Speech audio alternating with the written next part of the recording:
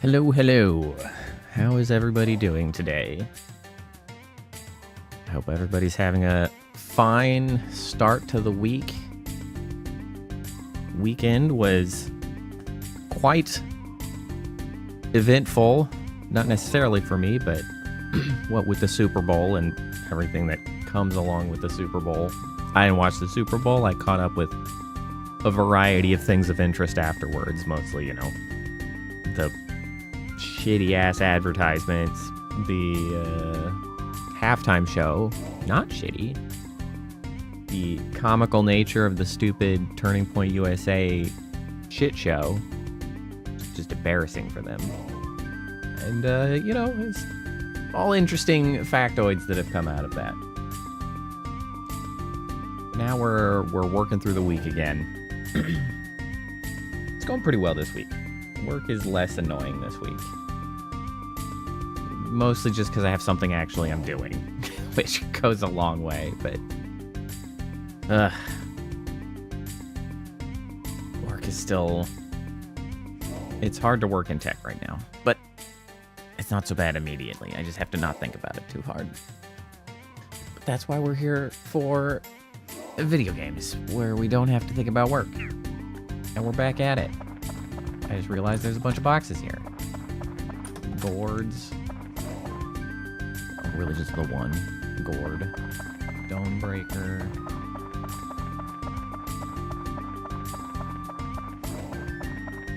Nothing else. What is the state of my weapons now? We got the macho sword, which helps.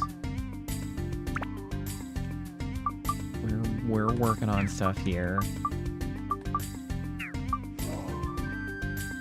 I'll worry about that later.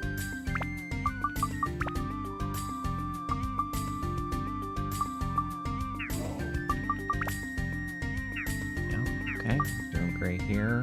That's fine. That's just the battle axe.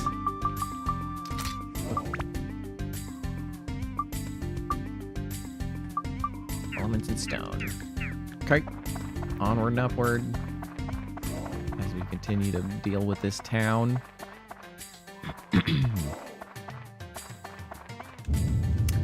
So I've been looking for something to play on my off-stream time, because I had been playing through Armored Core 6, and then I finished it. And I was like, well, now I need something else to play. And there hasn't been a lot coming out that has been exciting. And what has come out and is exciting are things that I want to save for stream, so that's not particularly helpful. But I went poking around again to look through at Elden Ring mods, mostly because, playing Armored Core 6, I'm like, From Software, they do good things. And I was like, what about that Elden Ring? I like Elden Ring. And I came across, it's nice that Elden Ring has been out long enough now that there are sort of a variety of, not like full conversion mods, but like full, what would the word be for it?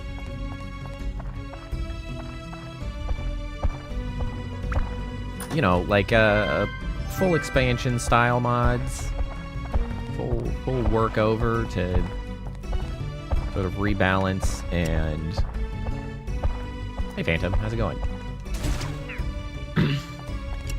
I'm trying to think of the word for when you've got mods for a game that are like an overall rebalance. I guess that would be it, a rebalance mod. Because I came across the suggestion of the Convergence mod for Elden Ring, which I picked up yesterday, the day before, over the weekend, I guess, and started playing. And it's really nice to have... Ow. Like, it gives us a chance to re-experience a game that, is best experienced the first time through. Like, Elden Ring is just exceptional the first time you play it, and then further playthroughs are fun, but the experience is simply not the same, right? You know where things are, you know what bosses you need to kill and what you don't. The exploration is sort of washed out because of all those factors and all that stuff. The Convergence mod does a lot of stuff that's pretty interesting. Not least of all, it adds new bosses, it rebalances stuff, it adds a lot of new spells, and a lot of the major dungeons are actually redesigned in some interesting ways. And they've done it pretty cleverly. So, like, even some of the minor dungeons that you go through into, like, the caves and the crypts and things, those are sort of a little reworked, not as reworked, but they might have additional challenges because, like, maybe the water was replaced with poison water, the enemy types are different, stuff like that, which is pretty neat. But the major ones, I just went through Castle Morn, which was kind of the first major dungeon I went to. Castle Morn, actually, the overall shape of the place is as far as I can tell, largely the same. But maybe, like, some of the ways you get around it are shifted. So, like, maybe a path that normally was open is now blocked by debris, and so you actually have to go somewhere else and, like, cross maybe a small narrow bridge, or they added some, like, exterior planks that now you climb. Although they did add a city outside of Castle Morn. That was another thing that was really interesting. The exploration is sort of renewed because I was really just doing okay. I was doing, like, normal minor. Oh my god, that's so stupid. The length of time that lasts is very dumb. Normal exploration stuff, and then some of the dungeons and things, they have actually added extra portals. So I actually ended up teleporting into Castle Morn from just, like, a normal mine, which was really interesting to me. I was like, I didn't expect that. So that meant I did not walk into the Castle Morn like normal, and then I got to the walls of Castle Morn as I was trying to work my way through, and then I looked out and I was like, that's like a city around Castle Morn that wasn't there before. I didn't even approach through that. So there's a lot of interesting new stuff in it, which has been really exciting because it gives you a chance to, like, rediscover Elden Ring. And what was especially annoying is I got to that point and I was like, damn, maybe I should have streamed this. And I had to be like, I can't stream everything. I've got Neo 3 as being a Souls-like that I will stream after this game. I don't need to just do Elden Ring a third time on the channel. I don't need to do that. It's like I had to talk my way off the ledge, but it is cool, and I would, anybody who's a big fan of Elden Ring, well, and I guess specifically that, you know, plays it on PC, such a bummer that so many, like, it was really frustrating because my sort of off-stream friends, like, everybody likes Elden Ring, but everybody aside from me has it on a console, and I'm like, oh yeah, I found this sick mod, or like, oh, we should play this, like, co-op raid mode mod. It makes it harder. It's designed for groups. And then they're like, yeah, we can't get mods because we're on console. I'm like, god damn it, you're right. It's like, what a bummer for everybody that's on console. I mean, it's a great game, even on console, but, like, bro, the mods are so good. You're just missing out so significantly by not being able to play the mods. Yeah, overhaul mods. That was the term I was trying to remember. I don't know if I had actually came to mind and I said that already. Overhaul mods are the type of mods that I was trying to think of, because they overhaul everything. I actually saw like 2 or 3 available when I was searching, like, hey, what are some good mods? I'm glad I went with the one I did so far, though, because it really introduces some interesting stuff. Have I just been wasting ABS by not upgrading this? I don't know when that filled up. I stopped paying attention like a dumbass. Okay, what does this need? Wow, this... I am surprised that this needs more attack. It needs MP, it needs fire, undead, mimic, beasts, metal.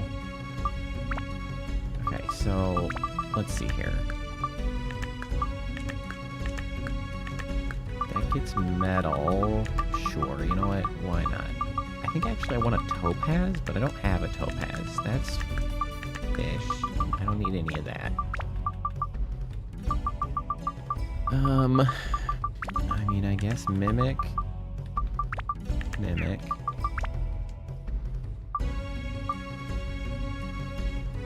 Surely it's like mimic at 50. Surely we don't need to go any further. This one might be a tough one to accomplish.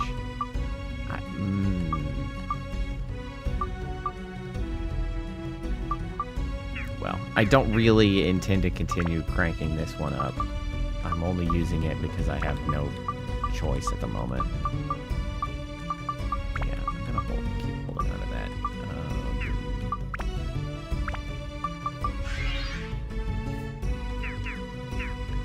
that. Yeah, like, it adds new weapons, new spells. It changes the dynamic of how the classes work. Like, you pick a class, and the class is a little more meaningful in that it actually changes your start location. And you get, like, a little bit of a bigger kit of, you know, I'm gonna go heal before I get myself killed in a stupid way.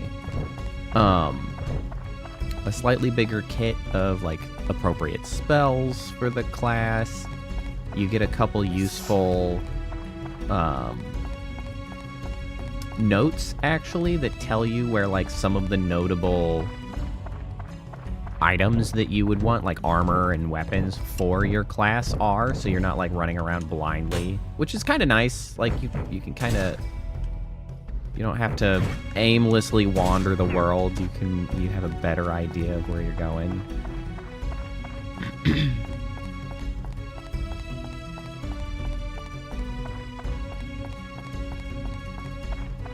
I don't want to go to the back room on this one because I don't want to be stuck playing as Goro.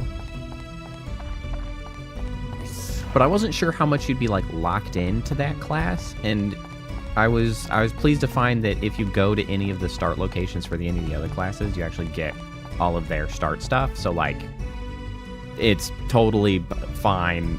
It's just as sort of freeform as normal. There's just a little bit more that goes into the starting class when you start up. After that, it's just normal. But it's fun. I was really excited to discover it. It's really nice to be able to run through Elden Ring like another time with a fresh sort of experience.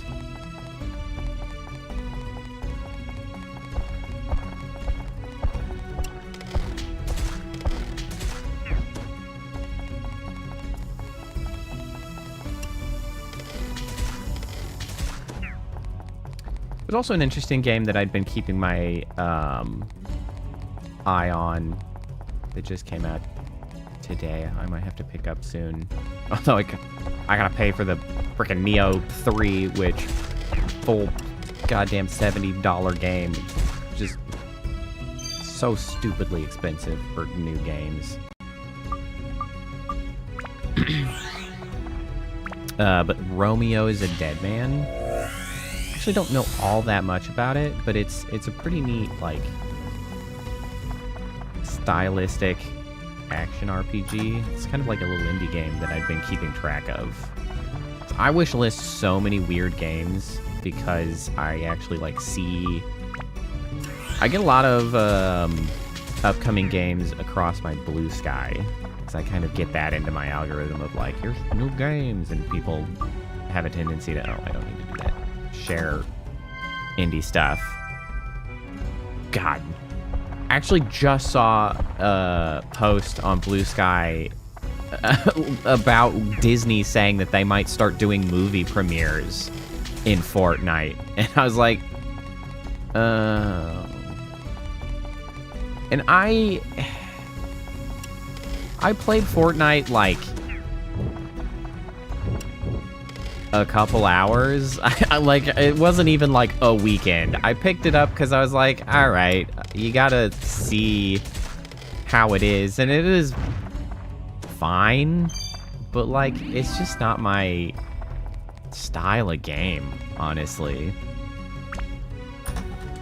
I would have actually probably enjoyed Fortnite more in its original iteration. Like, me and my friend group were actually excited about it when it was like the PvE co-op experience of like building a fort and fighting zombies at night, hence the name Fortnite. Like, that, we were actually looking forward to it. And by the time like we were getting around to potentially playing it, they were like removing that mode from the game. I mean, I get... Fortnite's a weird game. I guess I have to give props to the fact that they did a good job, like, following the audience. You squad wipe some of the... Okay, that's funny. That's... You know what? Good for you.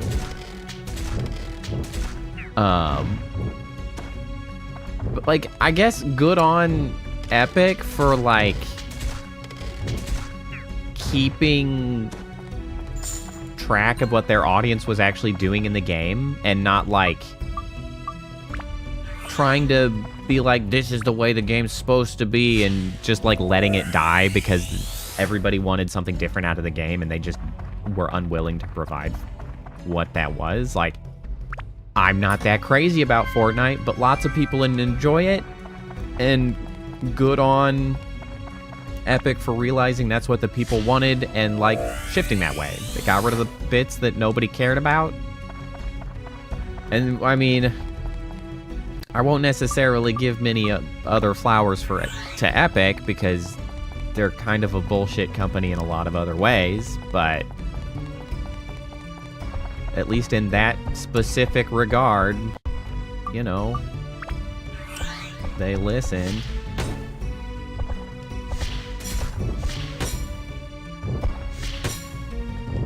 Don't do this bullshit.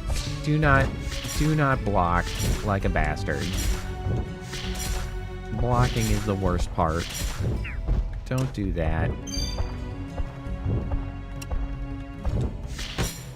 Yeah, that. Don't do that. Okay, that one dies way faster.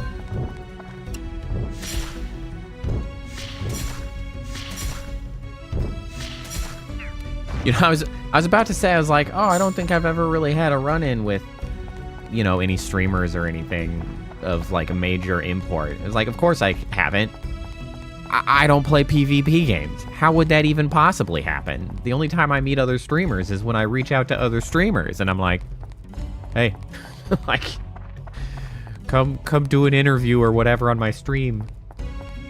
And then they do, and inevitably people have a good time. I have a very good track record of doing interviews with folks and having a good time, and everybody being on board and well cared for. I'm very proud of that track record. But I digress. That's kind of the only way it happens. Damn, another secret passkey.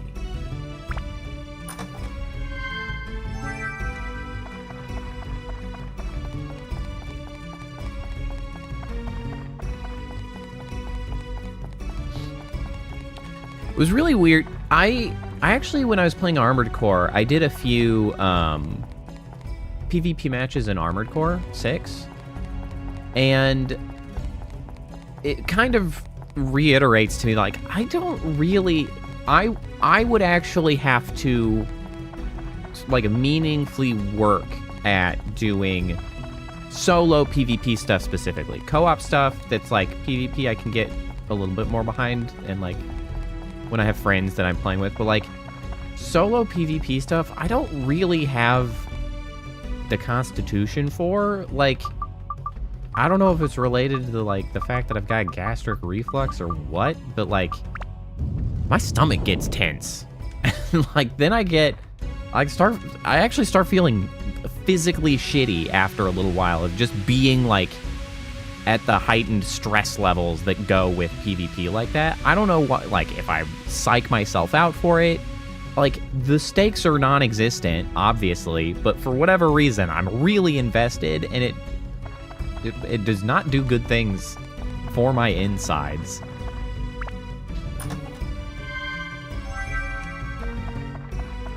It's kind of wild.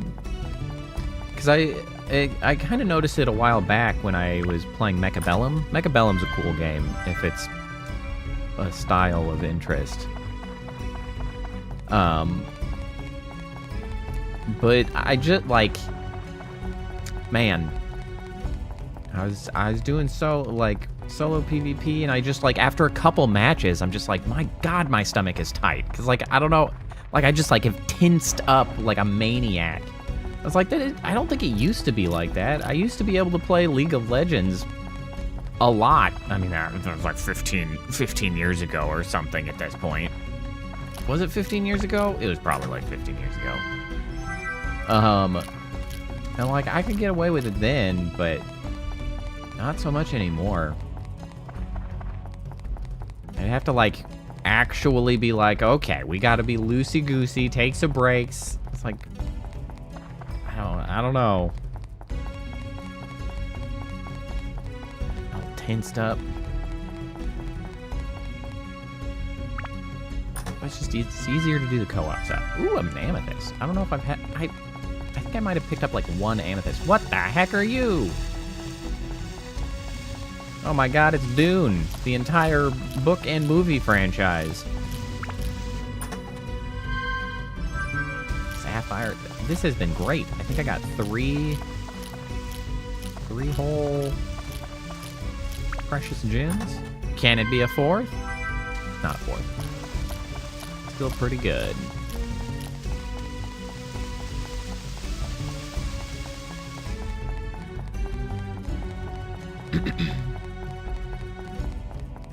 I like the colors of the back rooms here. There's a little bit more of like a blue-green hue to this instead of being on the other side. I like that colors. You see the torches come into view from afar. Looks nice.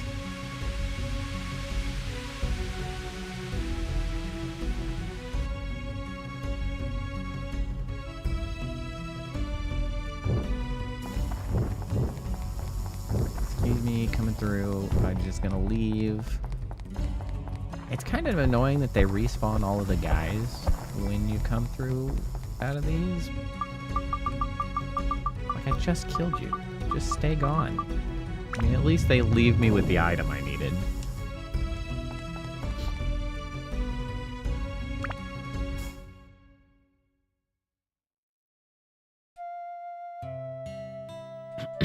Oh yeah, these guys are still having a heart-to-heart. Ungaga, can I ask you something? I'm listening. Ungaga, you are a warrior. What does a warrior fight for? I made an oath to fight for Mikala, but I failed to save Mikala. Mikala? Ungaga, is she the one you care for? Mikala is my fiancée. I loved her. Mikala is dead? Disappeared with the village. Oh, well, that's fine. I'm pulling that shit back out of the netherworld. Don't worry about that. Oh, I see. That's why you are so down. Let me tell you. I assure you, Mikala is alive. Is that true? Probably. Oh, look, a shooting star. Wow, you are all over the place. Lucky Cookie Zucchini. He's a madman. Bruh, We are having a meaningful conversation at this time. Can you hold it together?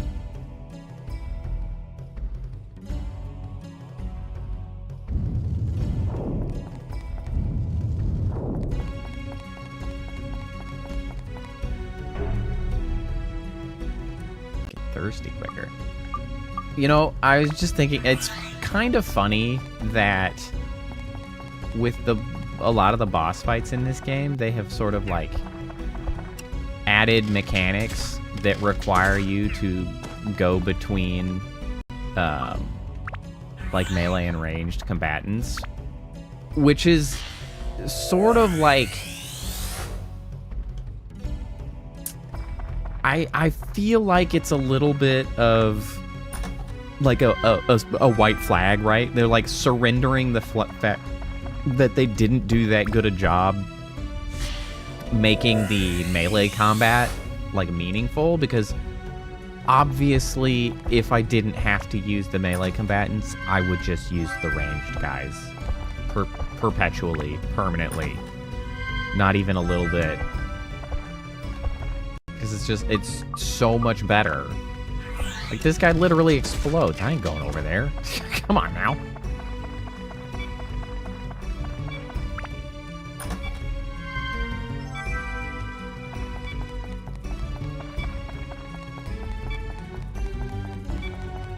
See, does the map reveal? No, the map did not reveal any water sources. Let's take a big swig of the premium water.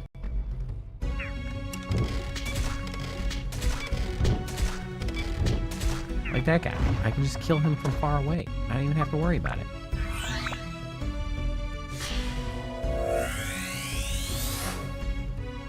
Tree.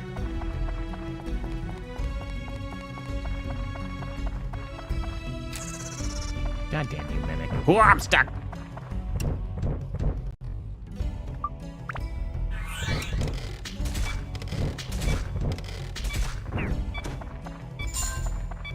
Trying to eke as much efficiency out of this as I can before I fix it.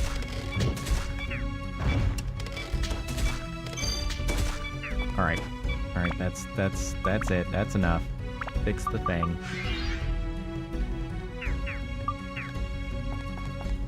Okay, we got what we need to leave, but yet there are at least 2 crabby hermit.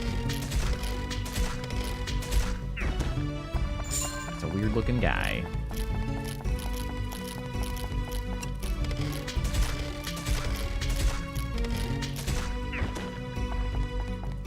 Alright, let's check in on this weapon. Okay, so I have full proper setup. So we're gonna upgrade. Yes.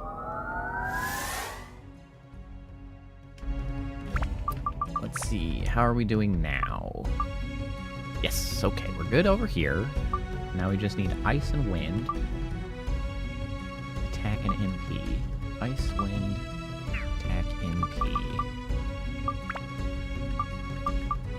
Got some ice. We do not have any wind. But what about aquamarine? Aquamarine is ice.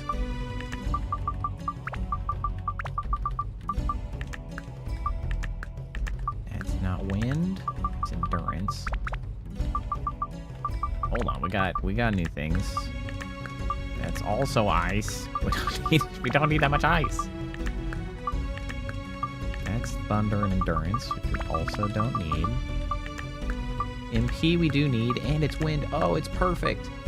It's perfect. Perfect. Okay, so we just needed ice and wind, MP, and attack.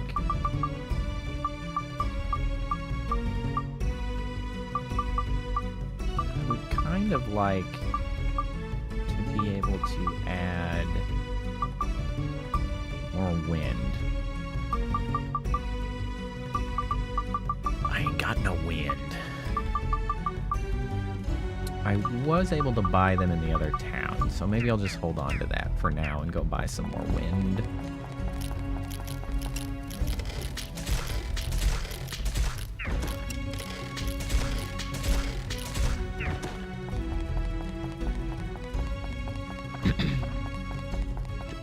just draining my thirst so bad.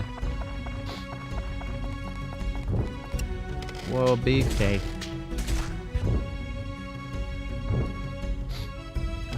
Oh man. I sneezed so hard I kind of forgot what game I was playing, and I was like, how do I attack? I had a bit of an Elden Ring moment. I was like, right bumper? Not right bumper. Oh my god, this is taking so much.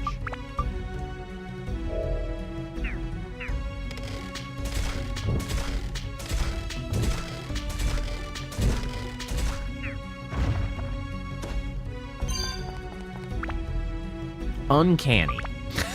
Uncanny. Thank you for the wind.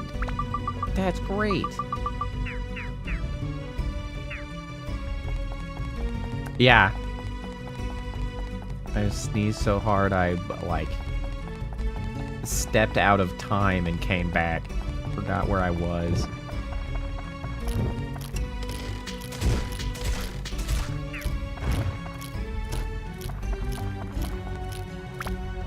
Stupid thirst. I'm gonna have to check, I guess I have an emergency gourd if I need it too. Well, I still have actually a pretty decent amount of water. It comes up so rarely that I actually need to concern myself with water. It's really just these floors. Most of the time at this point, I have enough capacity to just work my way through. Whoops. Using the springs that are available. Then you get to one of these floors where it's like, oh, you get thirsty real goddamn quick. Like, damn it. Guess that's why we bring the water.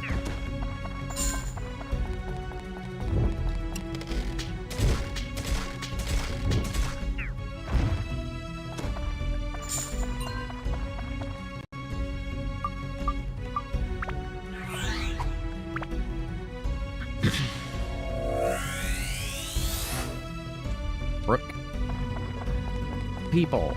I have not gotten very many people to put into the houses of this particular village. Odds and ends. Okay.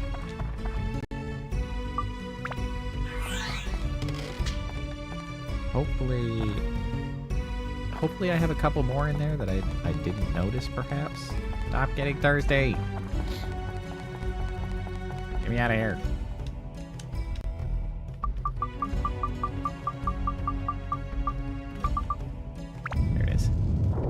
Get me out of here. Alright, let's get out of here temporarily. Any more items? You wanna join yet? Didn't save Mikara. I'm so sorry. Must save for now. Mikara? Or was it Mikala? Did they not know if it was an R or an L, and so they just mixed them? Is that what happened? Classic. Classic whoopsie.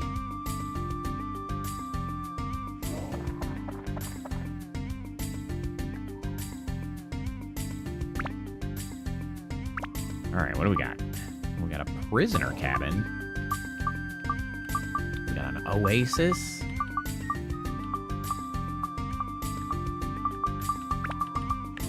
Stairs for you. Okay, how many people? We got 2 people, it looks like.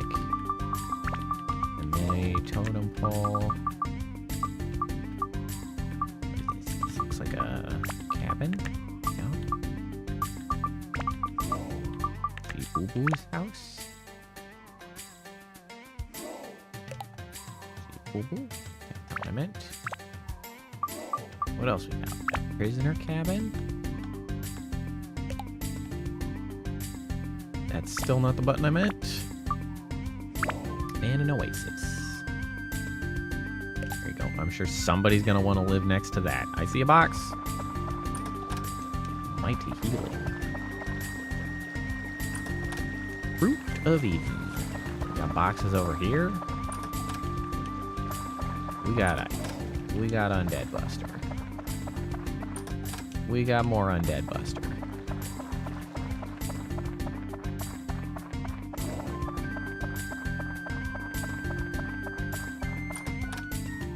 Amulets. Another gourd.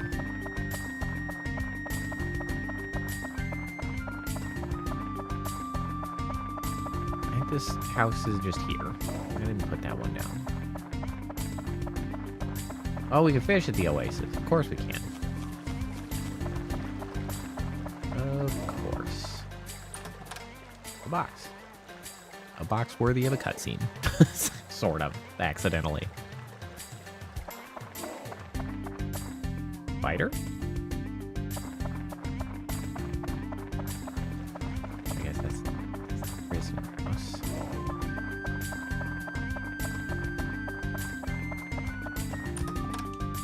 Dino Slayer. Not to be confused with Dragon Slayer. Okay. Now, we've got a couple people. Nagita and Brooke. The Belle of Muska, but me, eldest. Okay, so that's got to be the three sisters' house. One-eyed warrior with a strong heart. Brooke. Oh, you have a house. Okay. Which is Brooke's? Okay, that's Brooke's house. Let's go talk to Brooke.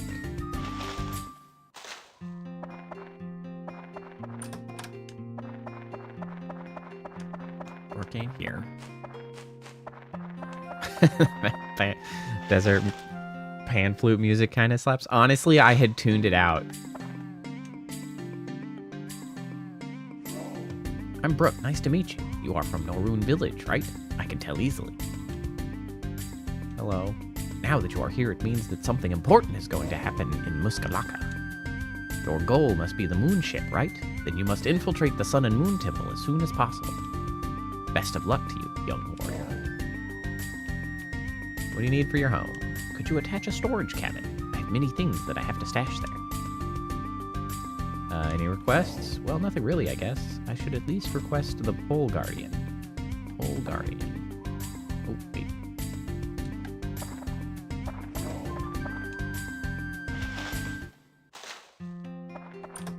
Jeez. Mage Slayer. Ma'am? Ma'am, are you here? Oh, you tried to hide it from me. They tried to... I have a lot of gourds. I got a lot of gourds. Just hanging on to them. Oh, there you are. Nagita. You, what do you want from this village? I'm Nagita, the eldest of three sisters. Don't you forget that. Hello? What? You are persistent. What? Actually, hold on, there's two A's. What? What? You are persistent. I already told you my name. I already heard that your name is Toad. Are you happy? See ya. Just trying to make small talk, man. What do you need for your home? I put many of my dresses in my odds and ends case that I always place on top of the roof. That's an interesting place for that. Don't forget that. Any requests for building? Well, I guess it's like to be near the I'd like to be near the oasis. It'll be easier to draw water. Of course, I don't draw the water. Haha. Okay. Well, good news. I put you near the oasis. Okay, so Brooke needs a cabin. Bam. You got it. You need an odds and ends, which I have. And knocked out Brooke's place. No problems. Aha, there you are. Today I have something I want to tell you. Come over here. When I first saw you, I knew right away who you were. You are the son of the warrior Aga. What? Aga once came to Muskalaka. When I first saw him, I sensed something special in him. Aga was an amazing man. Something about him drew everyone to his side, just like you now. He fought well, especially with swords. He told me he was making a journey to find an amazing treasure. I don't know if he found it or not, but when he visited here again, he left the golem, Gosuke, here. You said you were on a quest to defeat the Dark Genie. Your father left you a tip for defeating him. What? I think Aga knew this day would come. How? The entire purpose of his journey could have been for exactly that. I really believe that's true. I have faith in you. You can do it. Yes, I really do believe you can defeat the Dark Genie. Here, take this. Thanks. Oh, but you mentioned a tip. What did he leave? And I do have a stock of some items here. Not much, though. Take them on your adventure. Oh, but I have to charge you for them. I have to earn a living, you know. Take care. So long. Okay, so you are a merchant. My inventory is full of shit. We are going to get rid of that, I think. It's too full. You know what? I should actually... Wait, I can sell these now. I should get rid of some of the endurances, because actually we build up endurance pretty freaking quick. Okay, so you've got treasure chest keys. Interesting. I think that's the first opportunity I've had to acquire those. You have wind! Wow, that's incredibly convenient. I was going to leave to get those. We'll sell these endurance ones, because they aren't that good. Honestly, I'm going to sell one of those, too.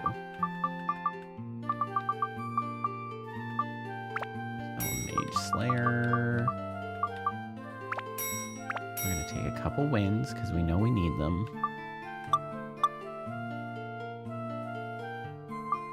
Oh, we are almost full of shit here. I'm going to sell some cheeses, some soaps. I'm just going to sell these breads. How much stuff I have now. This is crazy. I don't need this much cheese. I didn't mean to do that. I don't need this many anti-curse amulets. Holy.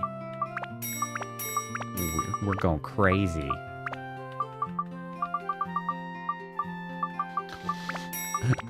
Oh my god, I have so many gourds. That's nuts. I never use the gooey peaches. The other stuff I can maybe argue using at some point. I do not need more than one escape powder. I barely even use that.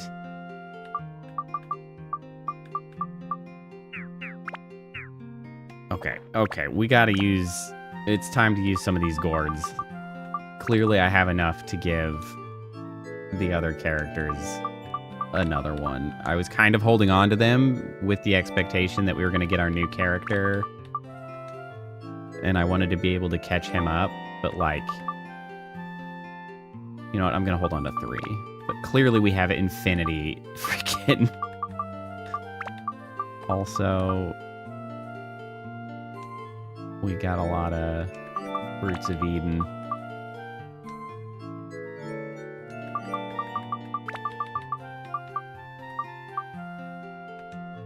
All right, there we go. There. We're doing better.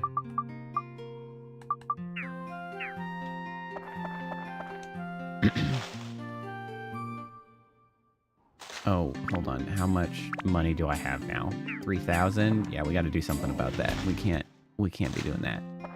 We can't carry around that kind of cash. We got to turn it into gold bullion. We'll go... Nope, we're going to get all 3. We're just packing. Now we got to go to one of the places to... Well, actually, I guess I could just carry it on my person. It's just 3, and I have so much more inventory space than I used to. I can actually pull this off.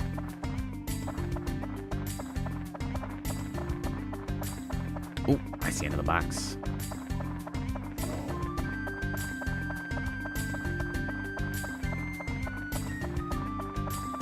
Back into the dungeon. Ooh, a witch part bag.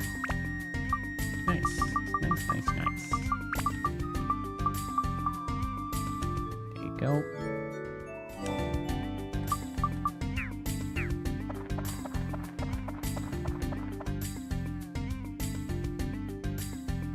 This desert pan flute music is actually quite good. Your previous observation was correct.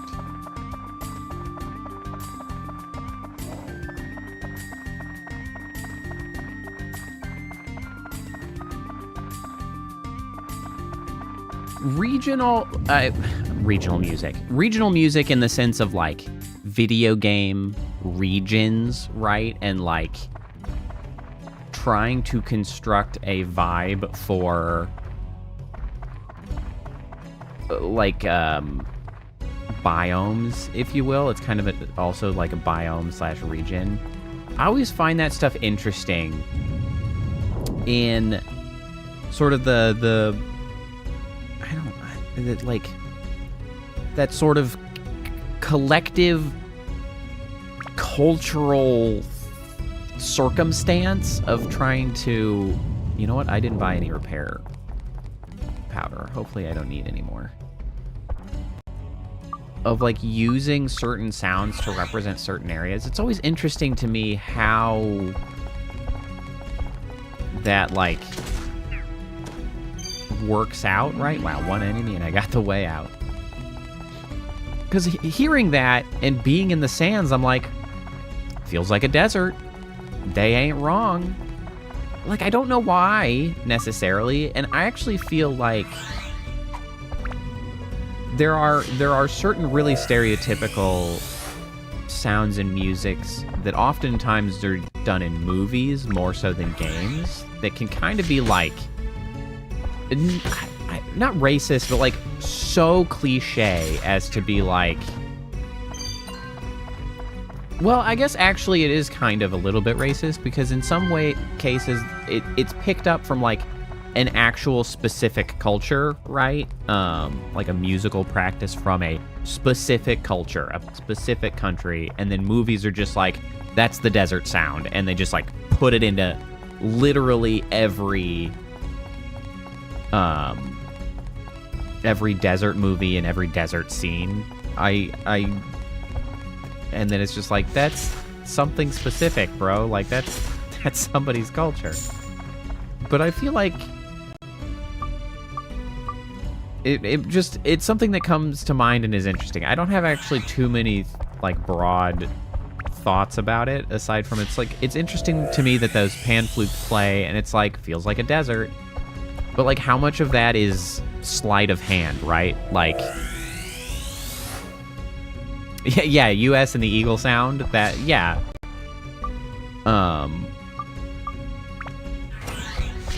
Like, maybe there's a lot of different music types that actually could be playing in the desert, and just by being, like, the visuals of the desert and everything, I'd be like, oh, yeah, that sounds like a desert. Maybe it's kind of a bit of a trick. Like, maybe it's not that complicated to be, like, to construct something that's believable for a region. Movies, I think, are much more prone to use tropes insanely heavily in such a way as even being, like, potentially rude.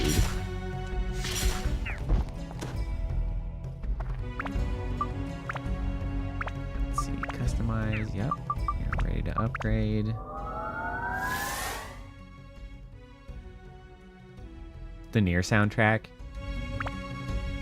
I have really only played some of Nier Automata, whatever they want to pronounce that as.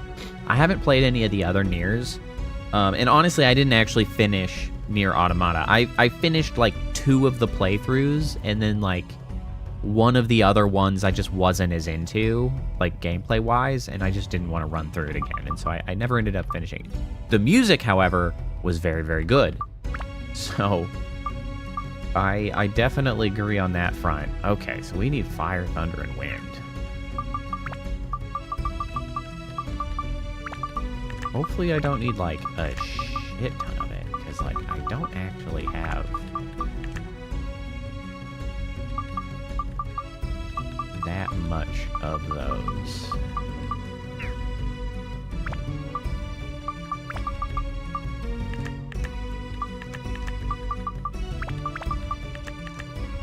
This one is thunder, but I think it's actually endurance. But you know what? I'm gonna go ahead and use it. Which one's this? Oh, that's ice. We don't need more ice.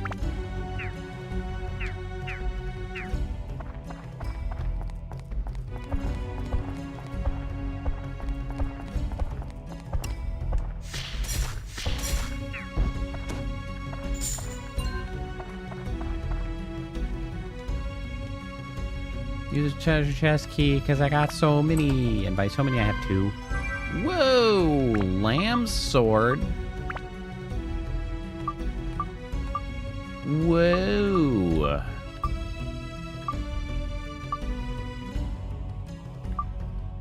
All right. Timid lamb sword. Timid. Sword like a lamb. Appears to be weak, but... Okay, interesting.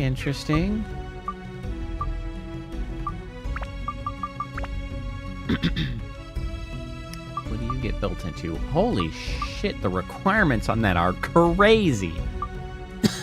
Everything. You need more of everything for that. Holy. That is, oh, that is something. I assume that would turn into quite an impressive weapon. That feels like the bit that they're doing, you know. Oh, it's timid and weak. But if you built it up, you know, kind of obvious. You ain't subtle.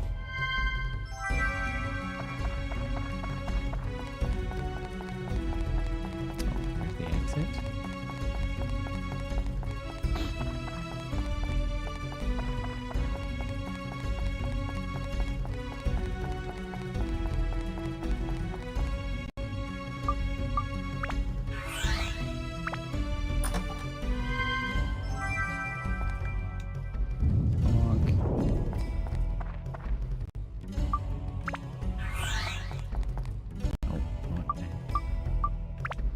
Pick this up first.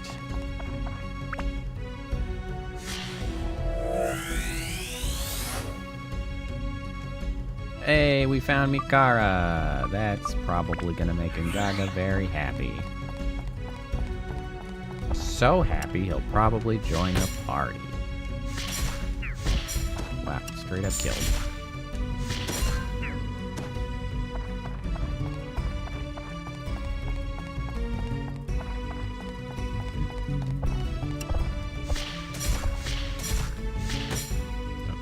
Don't you guard. Okay. Alright. Time. Phantom, did you watch the Super Bowl at all? I don't necessarily know why you would, but it's the topic of the week, I suppose. Worth asking about. I didn't watch it. I just caught up with other things that had come out of it. Like, you planned on it?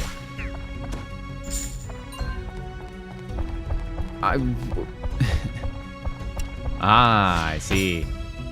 Well, honestly, the big thing for me is not really the game itself, but like the fact that it could not have gone better for I guess those of us, the progressive folks in the US, because like it was an all-out victory. We had dumbass chuds yelling about how the Bad Bunny for the halftime show, that, you know, racists gonna be racist about it. Like, that's just, they were doing that, but the halftime show was fantastic and honestly extremely wholesome and heartening. I thought it was a great halftime show. Also, it was Seahawks against the Patriots, and like, Patriots are owned by a billionaire dickhead, and they got their asses blasted, as far as I understand. So we love to see that.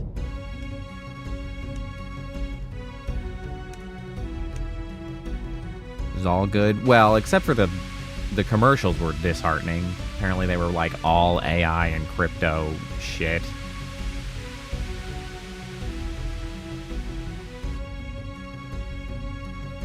That bit sucks.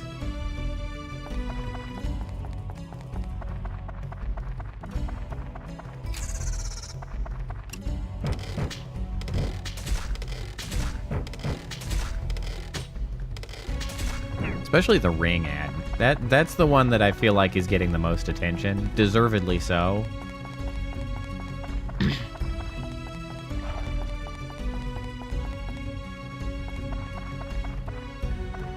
Gotcha.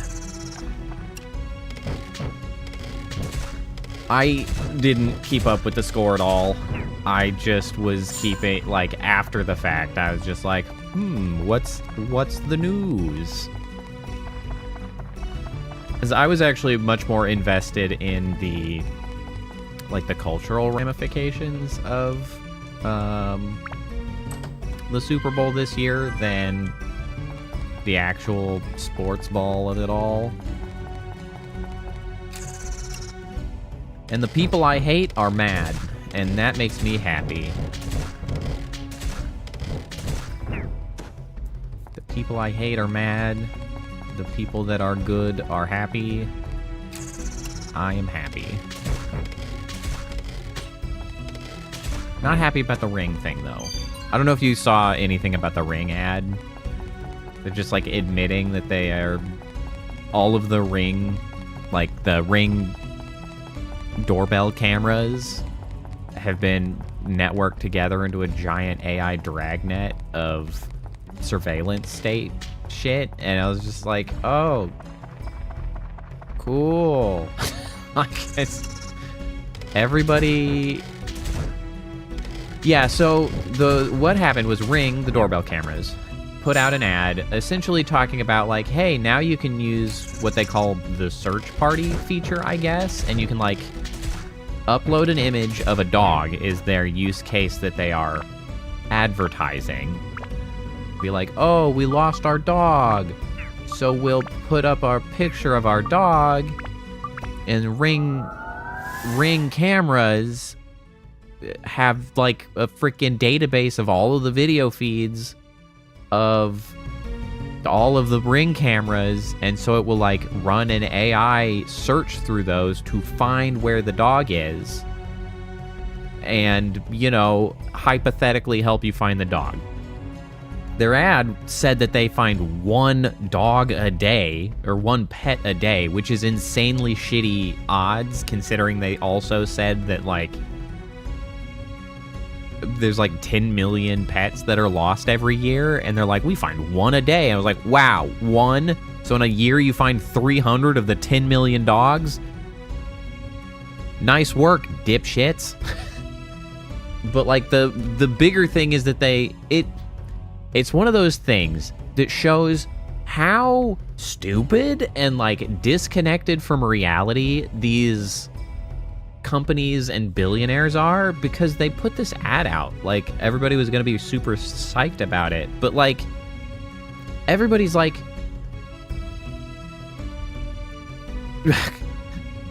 well, usually before, I guess. But anyway,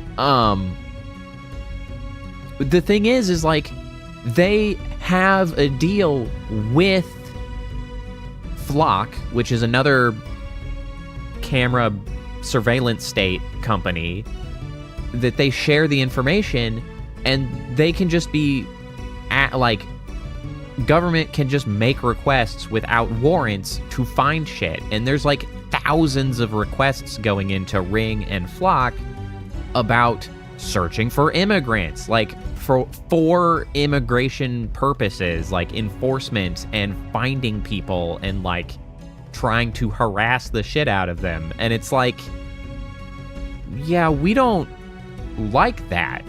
And so there's a lot of people who are like, yeah, we're getting rid of our doorbells, man.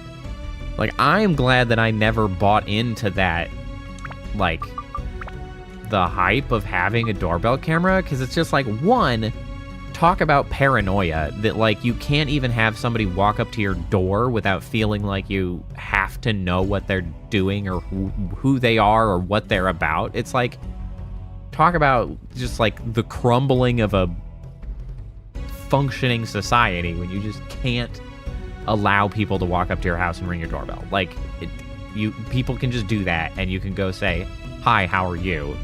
What can I do for you? Like, it's just paranoid bullshit. But also, like, the idea of having a third party, like, involved in any cameras in or around your house is crazy. Like, I do have a security system, but it's motion detectors, it's a glass break sensor, and it's freaking door sensors. Like, that's it. Nobody gets to, like, people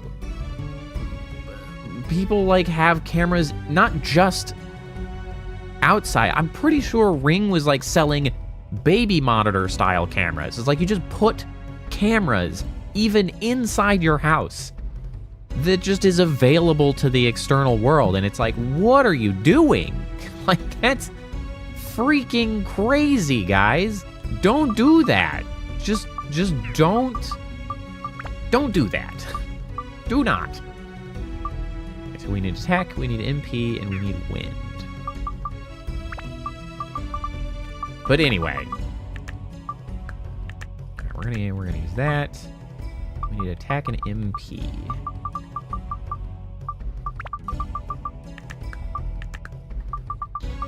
But yeah, so like now it is obviously revealed that we were all correct. That is a stupid thing to do. You shouldn't have that in your house. Just open for everybody else to freaking look at your shit.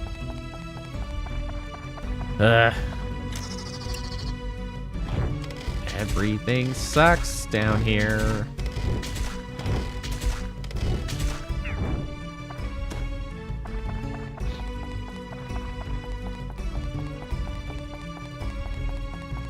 I think it's gonna get worse before it gets better, but it will inevitably get better because it sucks too bad. So many people are like, yeah, this sucks.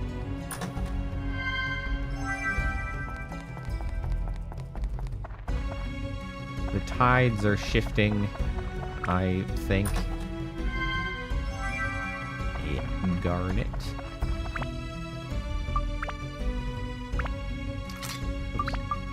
What's the garnet do? Is that is attack and it's fire, as I thought. Save that for something else. Bro, there's so many mimics. Bro, get out of here. The mimics are annoying because the main thing I want to do in the back rooms is to check the chests, and they're all freaking mimics. Hey, Seaweaver, it really is Phantom. Like, well, sort of, because from a governmental perspective, it is absolutely shooting oneself in the dick. For most of us here, however, it's kind of like being held hostage by a lunatic that is shooting himself in the dick and also you in the dick. So it sucks in a lot of ways. It's like being in the car with a drunk driver and you're just like, please just pull the fuck over. And he's like, no, I hate you, I hate me, and I hate everybody else. And he just careens down the interstate at greater and greater speed.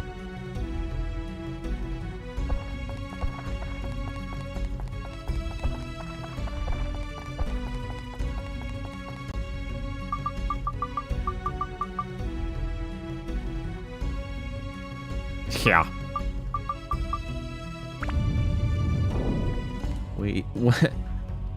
If I have my way, which we'll see how things go, we will potentially get the satisfaction of destroying a lot of shit with an asshole's name on it, which will be nice. that part will be cathartic.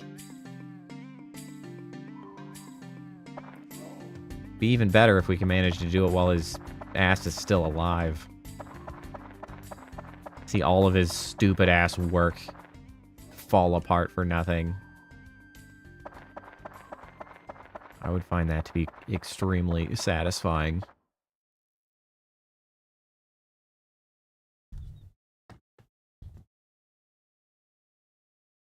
This also is doing the thing where it couldn't decide if it was an R and an L. Because I saw it in text elsewhere as Muskalaka. And this was Muskaraka. I don't know if that was in the base game or if that's introduced by the mod. It really, really will. Like, oh man, will it ever? Middle child of the three sisters. Okay. Totem pole A. Boop.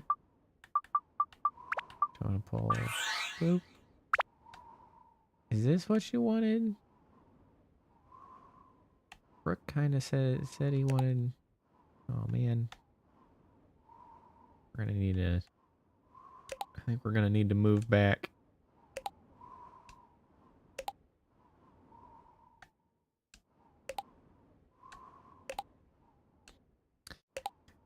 We'll just leave that here.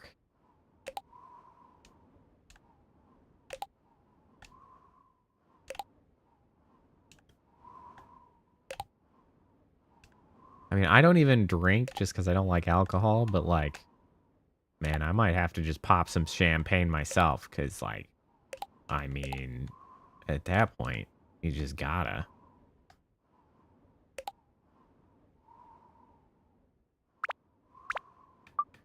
Anything else? We got trees.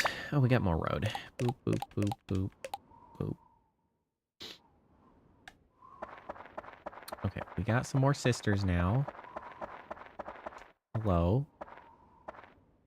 Hey, little boy. Hiya. I'm Devia, the middle sister of the three sisters. Nice to meet you. What do you need for your home? You install a cabin. It's just for storage space, but it would really help. Any requests? Well, I feel bad because Nikita always forces Mikara to go draw water. So could you put it near the oasis? Also, don't forget the pole guardian. Multiple people have talked about the pole guardian. Oh, you're Nikita. I've talked to you. I don't need to talk to you again. You were kind of rude. You're who I just talked to. Mikara, where are you? Has time passed now so that you actually are here? Despite the fact that I just came in here? Nope.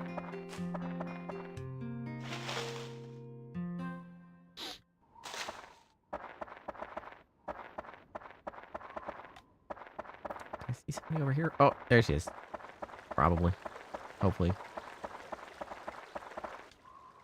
How do you do? Welcome to Muskalaka. I am Mikara, the baby of the three sisters. It is a pleasure to meet you. What do you need for your home? Please keep the tradition of the pole guardian. I don't want to have anything bad happen to us. Any requests? Drawing water? Yes. I have heard about the challenge of drawing water. Thank you. I am well aware.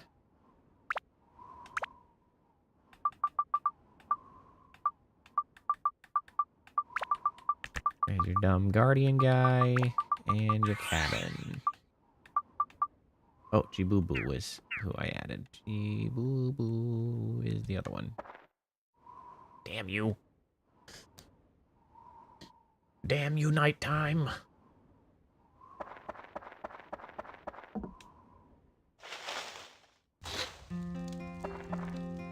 That's a lot of axes.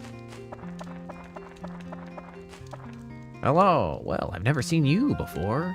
Aha, I see it's you, the boy I hear about stirring things up. My name is Jibubu. Please, pleasure to meet you. What do you need for your home? Can you place the hay for the roof by the house? Oh, and don't forget about the totem. Any requests? Nothing in particular. Oh, just keep the custom of the pole.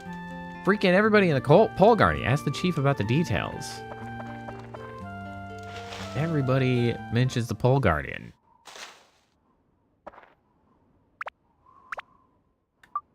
Okay, we got this. Bam. We got this. Bam. Oh, we got this. Bam.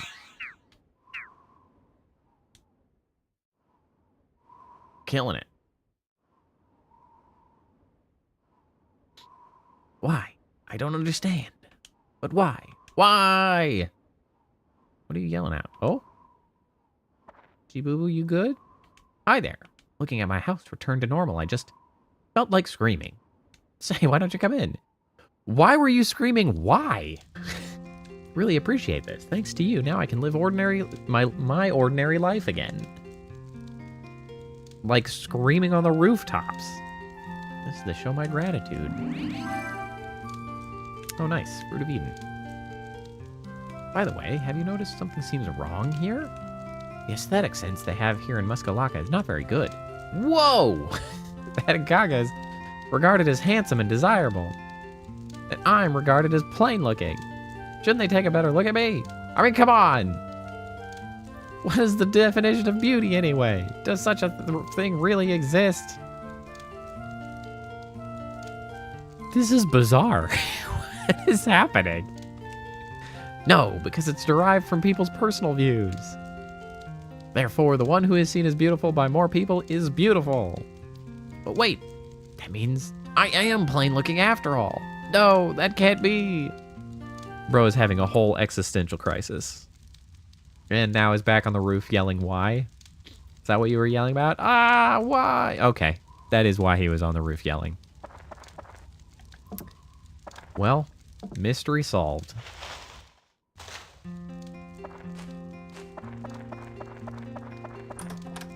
Another Fruit of Eden. Damn. I'm just passing them out.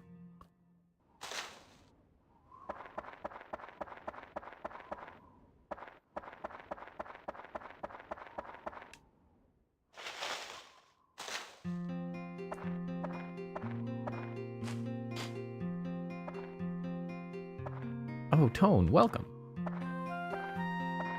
Wow, pretty sharp kid. Come to collect his reward already. Sorry, can't help you. Shall I give you some candy, dear? Why are you such a jerk? Oh, sis, Tone didn't come here for that. Don't be mean. Oh, did you hear that? Here we go again. Mikara's got this bad habit of vilifying people. I didn't mean it that way. Stop it, both of you. You two are always fighting lately. Yeah, y'all kind of suck. I'm out of here. Mikara, you're alive! Huh?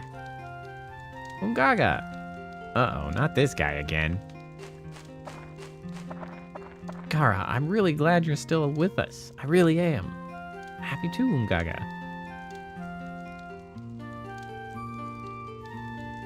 Please, not here. No mushy stuff. Ungaga, you tell me. Why Mikara? I'm better at everything than Mikara, so why not me? Mikara. Always Mikara.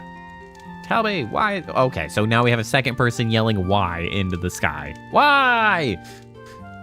There are things Mikara does better than you, Nagita, so she's who I want to be with. Also, she doesn't suck. Okay, fine. Let me ask you something. What does Mikara do better than me exactly? I don't know. Shut the fuck up? How about that? Okay, I'll tell you all. Aha! At last, the secret will be known. It was a year ago. I was stung by a scorpion. Oh, I don't care about your life story. I don't care. Here we go. This is it. I am finished. A scorpion sting. I will die. What's the matter, Mr. Gaga? Are you all right? Nagita, a scorpion got me. I won't live much longer. Call the doctor right away. Stay here. No time. Stay, Nagita. Don't want to die like this. I'll call the doctor. Stay here.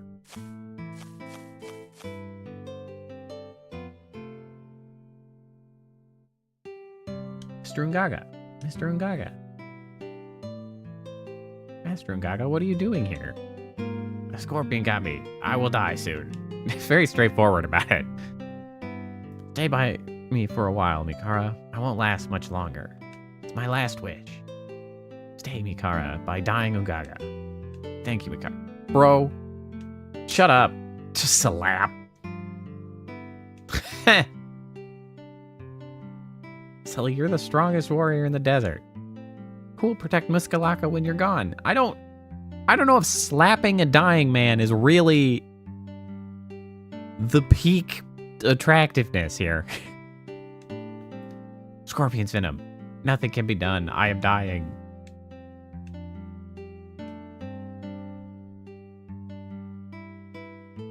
Mr. Gaga, we need you here in Muskalaka, and I need you too.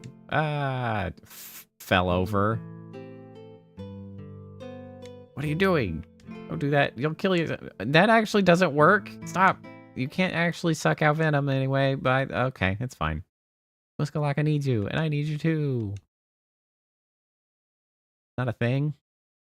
Regardless. Mikara sucked the poison from me, and she became infected. Mikara was dying and fought for 3 days. I risked her life to save me. Venom doesn't work this way at all. Whatever. If it weren't for Mikara, I probably wouldn't be here. Really? So that's what happened. Mikara has incredible courage. No one can match it. Not even me. I fell in love with Mikara. Now I see. So that's why Mikara was lying there too when I brought the doctor to you. Mikara probably asked Ungaga not to say anything about it, huh? That's so irresponsible. Like, how about you tell the doctor what happened so maybe the doctor can help? Well, I guess, Mikara, I admit it. I could never have acted as bravely as you did. You are the one for Ungaga. There's really no room for me between you two. Sis. Nagita, thank you. I don't care about this at all. Tone, take me with you and we'll beat that evil wizard. I understand now what Theo was trying to say. I forgot this. Real strength doesn't come from your fists. It comes from your heart. Theo and Mikara helped me remember that. Gaga will try once more to become the strongest warrior. They really did. To be fair, it was like the year 2000, so they didn't have that many more ideas. Like that was pretty typical. Welcome. Now I can clear my inventory of all of these permanent upgrades that I was expecting you to need. I will be with Mikara for just a while, Tone. You go ahead. I'll catch up with you. Sure, whatever, man. You can have your privacy.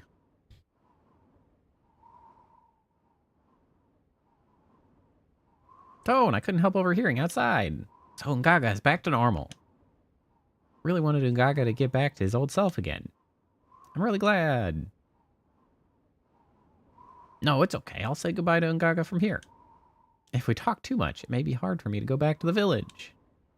It's the end of my mission here. I'm sure Ungaga will be a great help on your quest, Tone. So long. Okay, bye.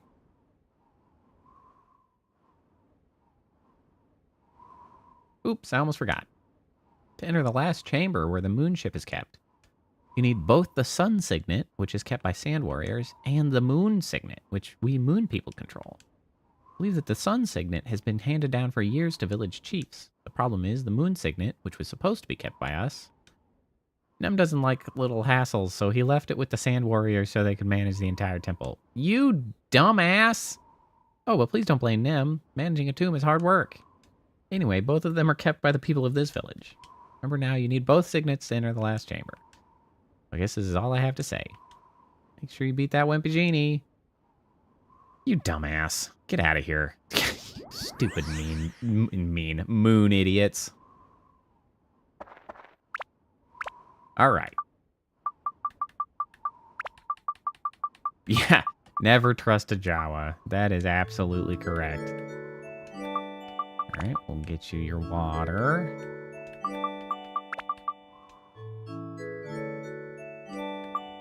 Yep, and you are behind on health as well, so I was right to save this. I mean, if I really wanted to be optimal, I could actually just not give some of them health upgrades because, like, I don't care enough about... This is one of the issues I have with games like this with, like, allies and stuff and, like, adding to the party members.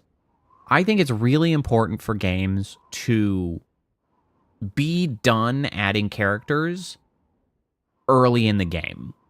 Because when you stretch out this edition of like, we're going to end up with 6 characters, and I now have 5 of the 6. So we got one more person. Like, when you stretch it out across the game, I inevitably care tremendously less about the people introduced late game to the people introduced early game. Because they're, like, part of the party that has been here for some time. And, like, there's investment built there. And then this asshole shows up, and I'm like, I don't care about you, actually, like, at all. You are not a meaningful addition. You can just go sit on the sidelines.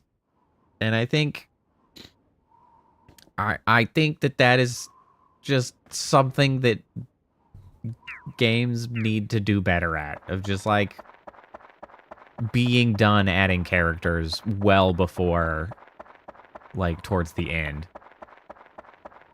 Yeah, like I just won't give any of the permanent upgrades to the 6th character. I mean, unless they're like super cool or something, but like I don't care, man.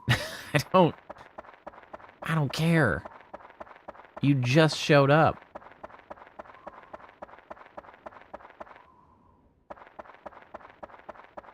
I see a box. Anti-goo amulet.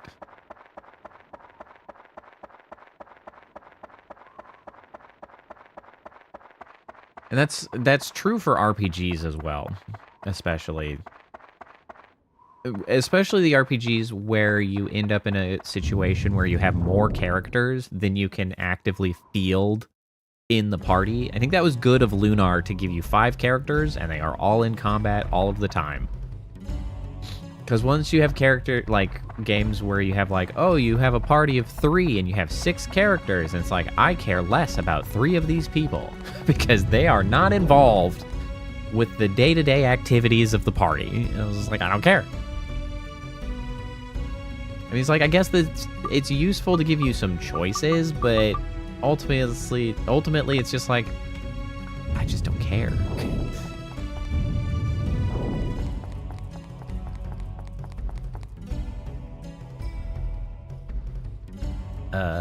What's up? Gold, bro.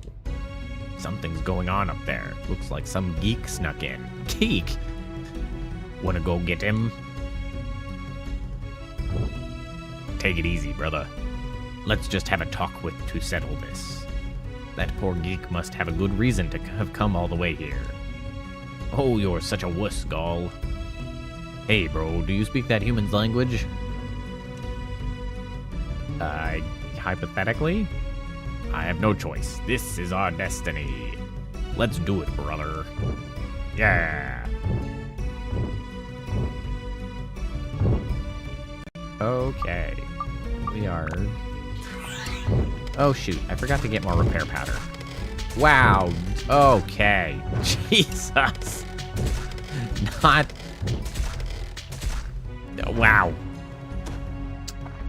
They didn't last. Not even a little bit. Can be blown away, you can go through. Okay, so is this something that you can do?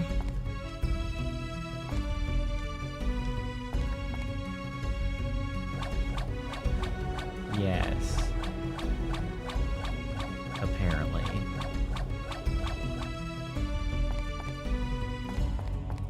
Great. Man, he is like twice as tall as the other characters. Why are you so tall?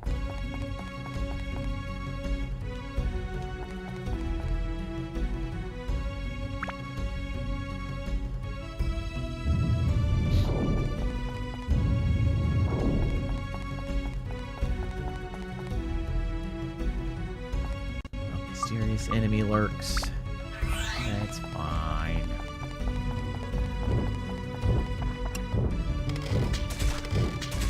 Golems.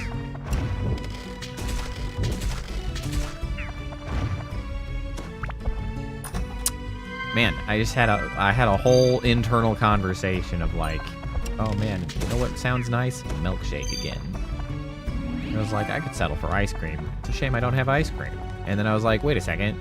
I do have ice cream. My wife got me strawberry ice cream last time she went to the store. Like, I do have ice cream. I was like, I'm gonna have some ice cream later. It was a whole ordeal in my head as I processed through that. It just like a second flat. I just like went real quick. I was like, oh yeah. It's like, ooh, ice cream.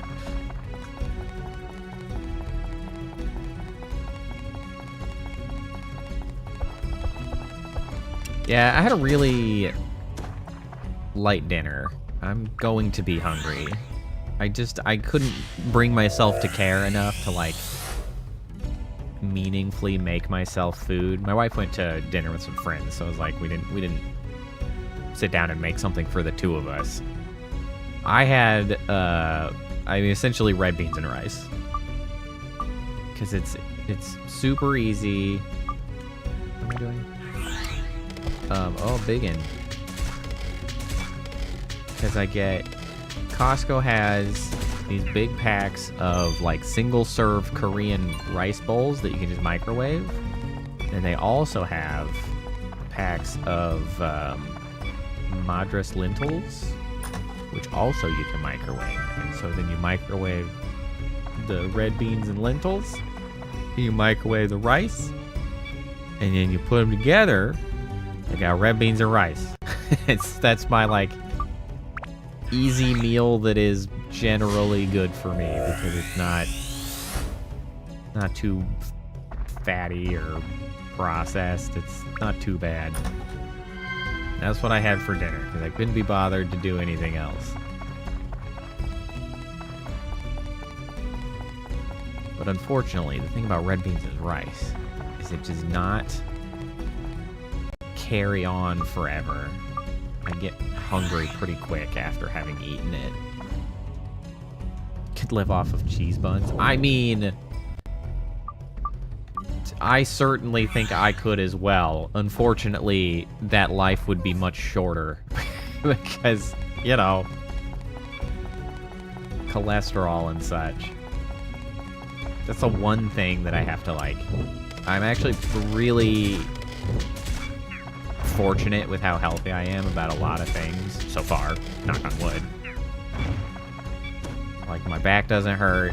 I'm quite mobile still. I don't have asthma. I don't have any medications I'm on, but my cholesterol's a little high. And that came to my attention like 2 years ago, and so I'm like,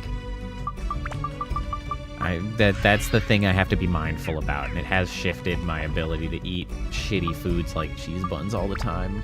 And pizza, I would have pizza so much more frequently, but I have to be responsible. Unbelievable. That's why I try to make like little better choices. Like, well, I could make myself a frozen pizza for dinner, or I could make myself some red beans and rice, which is a little bit of a better choice than pizza. Well, I am definitely sorry to hear that that's the case. Depression can be. I mean, depression is just a huge problem, and is at that point the more acute and pressing, like, medical circumstance that you have to get through. And if that's eating shitty food because it keeps you alive, well, then better to do that for the time being and then worry about the consequences later, if that's what keeps you going.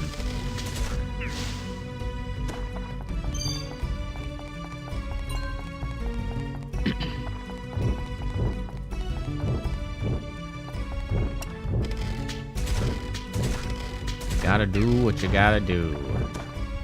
Depression is one of those things that I am fortunate that I have not struggled with depression.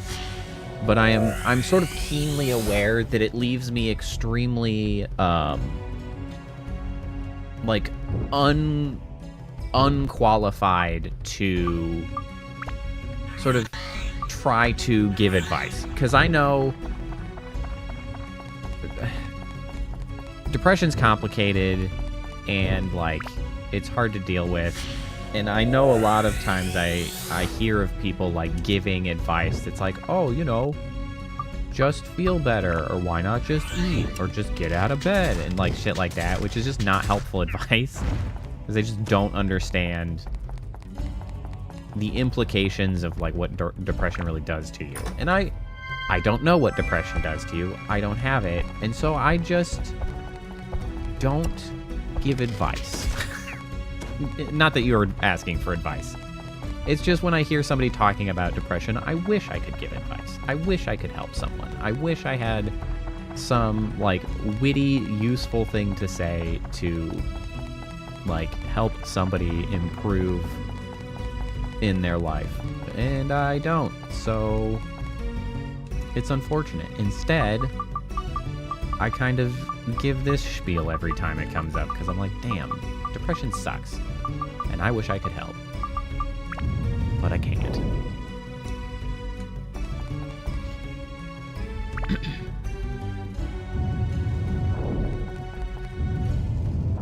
Instead, I just play video games.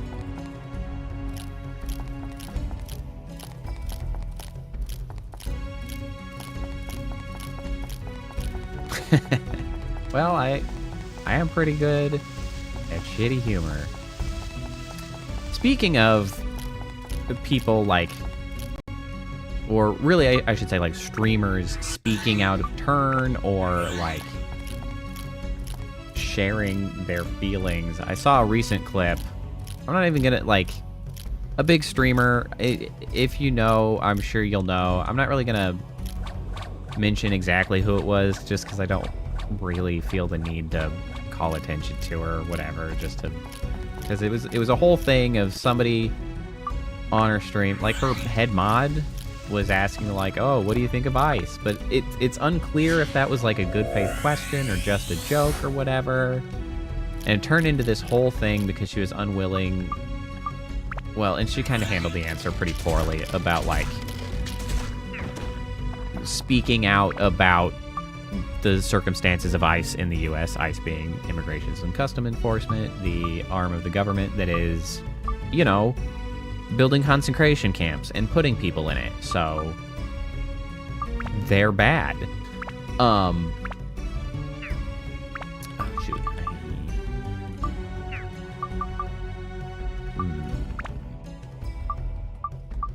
And so it was like, she did a really bad job of talking about it, because she was like, why would you even want to hear, like, you all should just go outside and stop expecting to hear from, you know, streamers who aren't even political to touch on these topics. And I was like, I don't know, man.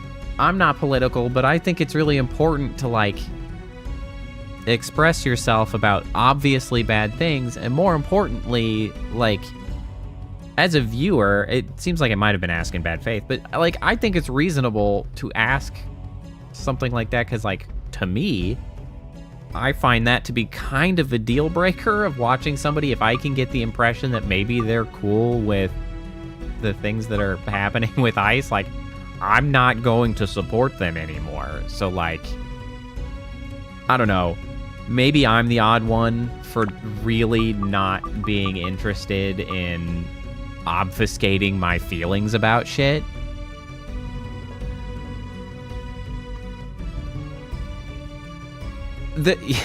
I mean, yeah, there's so much wrong with what ICE is doing. It would be a whole ordeal for me to talk about. I'm not going to, but it's just like, you really have to be pretty goddamn detached from reality to look at that and be like, this is fine. This is something I like. You know what? I'm going to switch characters. I don't want to level that up. I need some more stuff. I need to go pick up things to put on there before I build it up. But I digress. It's really just like, well, I have. It's hard not to be political in the current state of things. like, I think part of it is that, like, oh my, what the hell?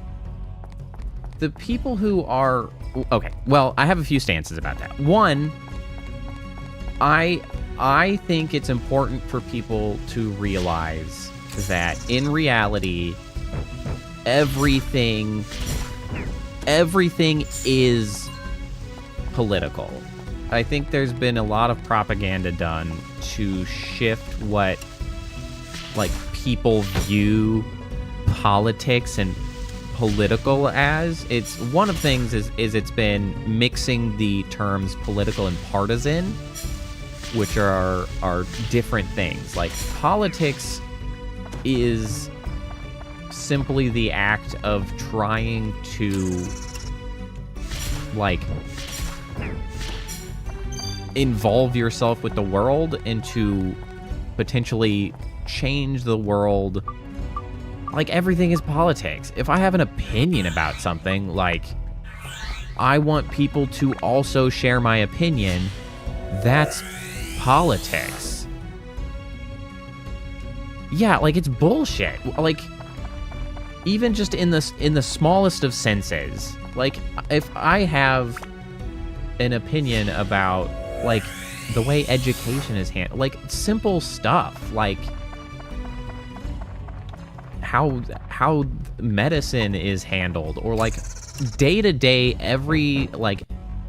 everyday life stuff, and then you have a discussion with somebody, and, like, you want to potentially convince someone to share your opinion. That's a political discussion. You're trying to shift someone's perspective to more closely align with yours, or at the very least having a discussion to try to find the best way forward. And, like, that's all politics. Like, talking about shit is politics. Like, that's what it is. Like, it's very much down to that. And I find it to be quite disingenuous in a lot of ways when people so heavily try to make the claims that, like, they aren't political while obviously having opinions about things, right? Like, obviously you have an opinion, you express opinions, and, like, you're like, oh, I'm not political at all, and I don't want to have that discussion. Because when you have clear perspectives and you're unwilling to sort of, I don't know, I'm saying these things, but these are really coming off the top of my head. So I don't want, these are not firm stances I'm expressing right now. I'm kind of shooting from the hip because this is not well thought out. And I don't want people to get the impression that I'm, like, calling people inauthentic or bad. Let me narrow it. In the state of the US as it is right now, like, the US is in such a position that if you are not expressing, like, a clear stance, then you are tacitly approving of the goings-on. And, like, people may be not paying attention enough to realize, but, like, people who are just going along to get along in the current state of things, it's like, that's like trying to say you don't have an opinion when you're in Nazi Germany. Like, I don't know, man. I don't feel like history would look very kindly upon anybody was just like, oh, well, you know, we didn't want to get involved, and so we just let the Nazis do their thing. Because, you know, I didn't want to be political or anything. And it was like, I don't know, man. That doesn't really feel like a viable stance. And so there's some stuff that I could give a pass to be like, no, I'm not really political. But, like, in the U.S. specifically, obviously, if you're not in the U.S., like, I don't necessarily know about your politics. I understand if you don't necessarily know about ours. Like, that's a totally sort of different discussion. That's fine. But, like, for anybody that obviously has expressed living in the U.S. and do live in the U.S., like, right now, you don't get to be quiet. I'm sorry. It's really goddamn important.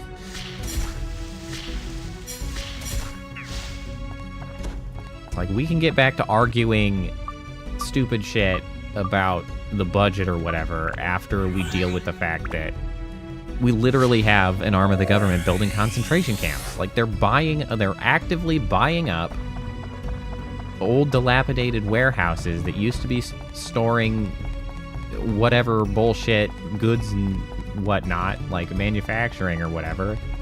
And the intention is to just fill it with people. Like, that's crazy. We all know what happened the last time that happened. Well, yeah, so, like, that, I mean, yeah, it is relevant to you, I'm very sure, but that was more a universal you, right? Of, like, one of the... I'm gonna shift conversation topics on the topic of, like, international communication on the internet about stuff. Because one of the things that annoys me a lot about Americans, before I had to deal with, you know, Americans being the Nazis, is the stupid, like, assumptions of Americans who, like, just assume they understand, like, all of world politics, or that, like, all of world politics has to be in line with their own view, and just refuse to sort of accept the potential complexity of, like, other countries being whole-ass countries with, like, whole-ass cultures and whole-ass groups of people that you, like, do not understand the dynamics of. People online, I feel like, really get butthurt about some stuff that are like, I can't believe you wouldn't, like, I can't believe you didn't know that was something that's so racist to have said or whatever, but it's, like, specifically racist based on the history of the U.S., right? Like, I was like, bro, they're in, like, Malaysia. Like, what are you talking about? Like, they don't... Like, I don't know the racial tensions that are in, you know, Indonesia or Malaysia or Korea. So, like, I'm not gonna shoot my mouth off assuming that I do, and that, like, what they said was intended as harm or whatever, because they're, like, somebody from there is from there. I don't know. At this point, I'm kind of rambling, because that's not really directly related to my point, but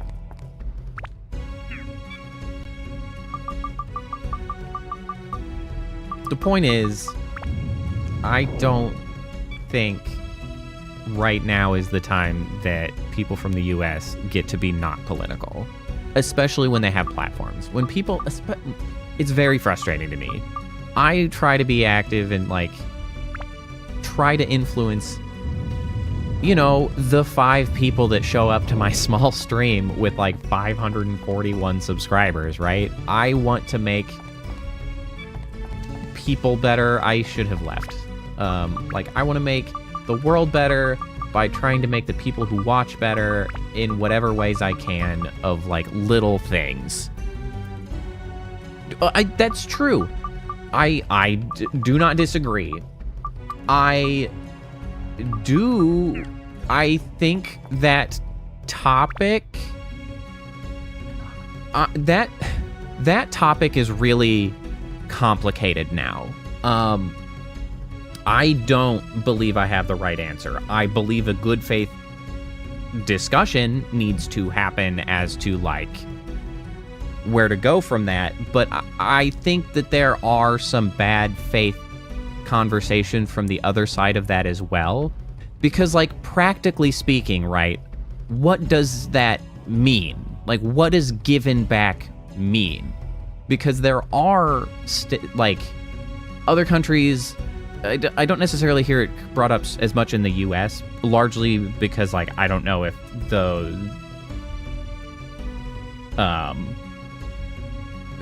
the position is, like, available to really meaningfully talk about it. But it's like, I guess, so in that case, like, in actual good faith, like, I'm gonna approach that like with an actual good faith ask of like, what does that mean, right? Because as it stands, obviously, politically speaking, and like ownership of the land and all of that, like that did in fact happen. There were genocides, like the land is stolen, like all of that is true. But at this point, we also have hundreds of millions of people on the land that did not, they themselves participate in the stealing of the land. So like, what does it look like to give land back? Like, do you just say, get the fuck off the land to everybody else? Like, I don't think that that's a reasonable outcome. I don't know what it means, I guess. I haven't really ever had a conversation with someone that was like, good faith on the side of like, we should do land back. I was like, I don't know what that means. Because like, I don't really care. Like, I can't imagine anybody else governing the land I'm on any worse than it is right now. So like, I'm all for that, but like, I don't think it's right, even for like giving it back to the groups of people that originally owned the land. And that's the thing though. I agree. Like, I'm 100% on board with that. Like, I don't know what, like, how, and maybe you don't know, obviously, like, maybe you don't have the answer. I don't know, like, how active you are in, like activism circles or whatever. Like, I don't know what it means to have land back. Like, I think the government is doing a lot of shit to a lot of people, whether they were originally here or not, and, like, I don't think anybody should be freaking getting shouted by police. I think everybody should have more rights, like, and like, if that means, you know, giving it back to the native populations to take like ownership of governance, like, sure. Like, sure. Sure. But there are some vocal people, not usually from the US that I know of, about our like land.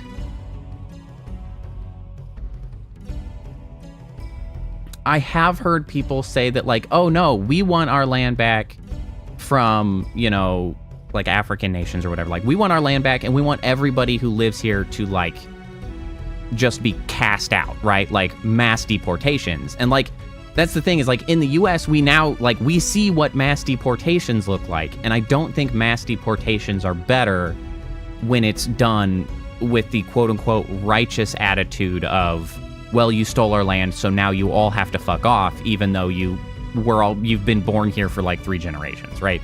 That's really my only point about it. I really, like, my main only questions are like the practicality and how it could actually be accomplished. I think that it is reasonable, because I also agree with the idea that, like, we're all just living on stolen ground, but like, or stolen land, I guess is the term, but like, I don't, there's nobody with any power having any meaningful discussion on that, and that's frustrating. Like, and I'm not even native, like, and that's frustrating. Like, we can't even have meaningful discussions of, like, bettering lives because of this bullshit with, like, I mean, largely billionaires, right? Like, these fuckers just will not let us live, and some of us have it worse than others. I am pretty fortunate, and, like, I'm still mad. I'm fortunate and mad. Like, people have it way worse and should also be mad, and I'm just like, what do I do? Anyway, sorry. That's not helpful to you. I don't know.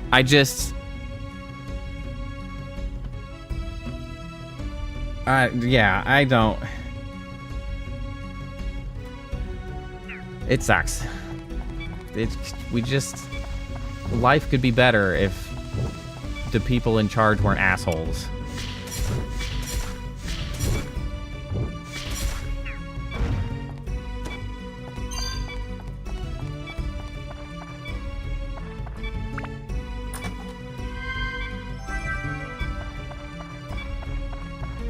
Oh, I was contemplating leaving. How is game? Game largely continues to be good. Oh, that's right. I was gonna... The thing about the game is that it is a little bit... It's reaching a point where it is starting to, I guess, wear out its welcome, you could say. And I'm glad that I'm streaming it because it gives me someone to talk to, something to be like doing while I'm working through the game. Because quite honestly, it's like the gameplay loop is relatively simple, and it is persisting longer than maybe it needs to, especially with the way the combat system just isn't that interesting. I mean, and it's an old game, so, you know, it happens. What all have you missed in the last two games? The 2 months? Well, so... Whoa. What? I don't know what you said. What is it? Hold on, can you... What the hell did he say? I don't know what he said. I guess... I don't know what he asked for. You are not who I buy things from. Honestly, the main new thing is... We've been playing this game for a while. What did I play before this that I finished? Oh, Lunar. Lunar was a really good game to wrap up. That one has many much nostalgia. This one is Dark Cloud, which I'm actually running modded. It's got an enhanced mod on it. I can't tell you too much of what that is actually doing to the game. I don't remember the rest of it well enough to keep track of how it's different. Oh, my attachment pack is full. God damn it. Other than that, last couple months, I did mention that my streams might be a little more inconsistent just because I'm trying to get more active in my sort of protest and activism scene in my area because shit's just gotten too bad to not get out there and try to do something. Wow, they just keep giving me battle axes. Oh my god, they're so expensive. Holy shit.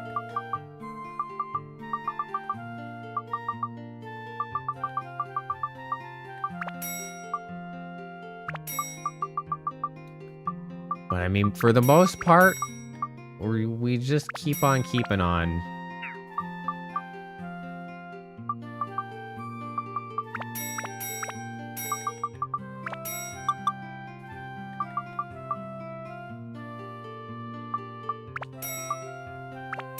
Oh, man.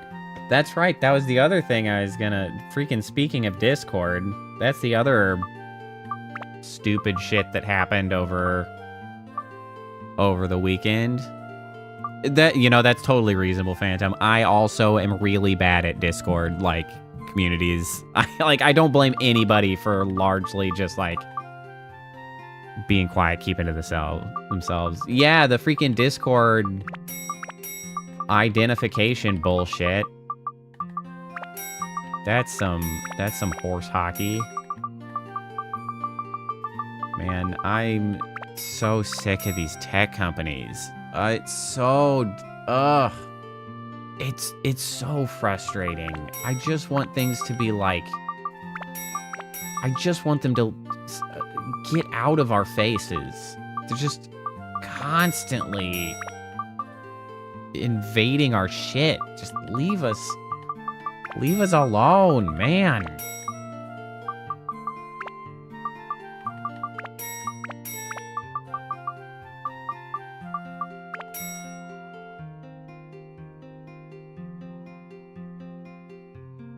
Yeah, I don't know what I'm gonna do about that necessarily. Like, honestly, my stubborn instinct is like immediately just like, screw you, I will go somewhere else.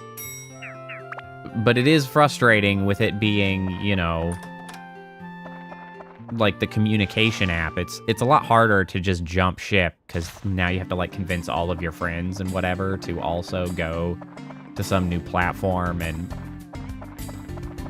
And I do have the community Discord, which, you know, mostly just alerts and notifications for people and announcements. But, like, you know, Facebook group. Ugh, I hate Facebook, too.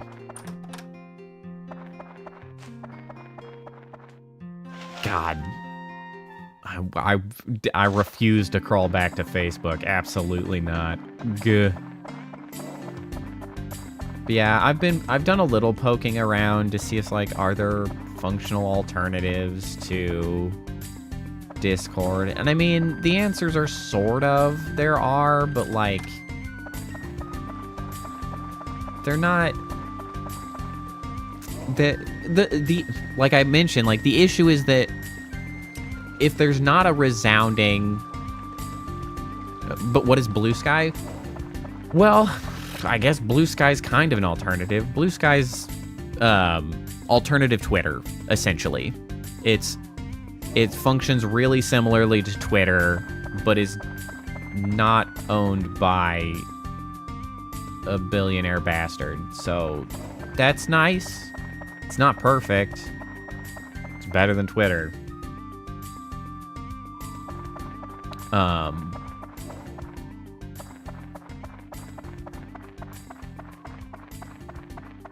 The problem with, like, communication platforms is that, like, if there's not sort of a resounding, oh, this is the one, then it's hard to, like, rope all of your friends into coming to one, right? Because if people fracture amongst several, then it's like, oh, well, we can't all get there.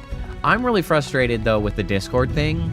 Because with this whole, like, oh my god, what are we gonna do if we go, like, get off Discord? It's brought back to light what really has annoyed me about Discord for, like, a long time, actually. Like, not just about this, but, like, the move of so many things to just being Discord servers instead of forums or websites or, like, some other platform like that.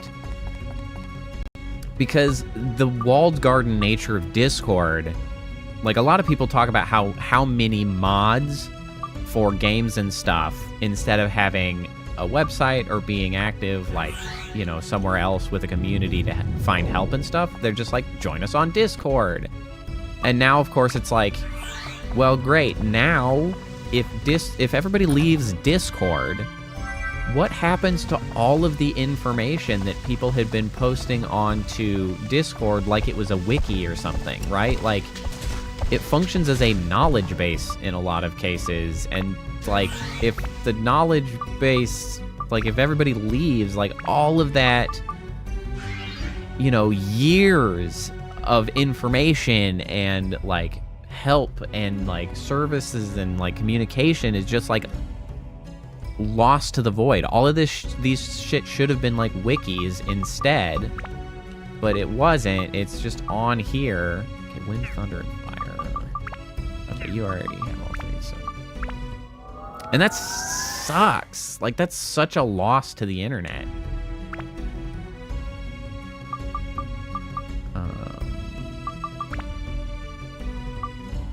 Okay, so we just need fire, thunder, and wind. Fire, thunder. Hopefully we're not gonna have too hard a time getting there.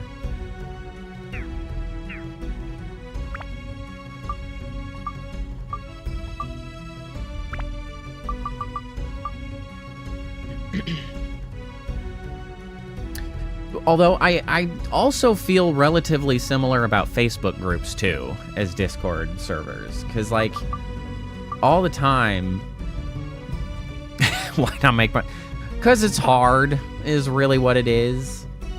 I will admit, though, I did think about, like, well, I have my server, and I was like, my Discord server for the community, and, like, that's really the only thing I care about. I'm like, I guess I could get a website. Like, if I wanted to practice what I preach and I wanted to do, like, notifications and shit, like, I was like, I guess I could make a website and then, you know, people can get on there.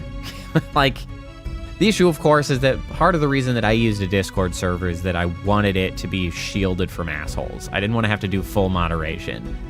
Like, I vet everybody who gets to join. And, like, I guess I could do that on the website as well. Like, have a forum that... I don't know. I don't know. Maybe if I get huge, I'll worry about getting a website, but... I'm not huge. I like retaining our stuff as sort of a private, friendly space instead of... you know, some open shenanigans. Anyway.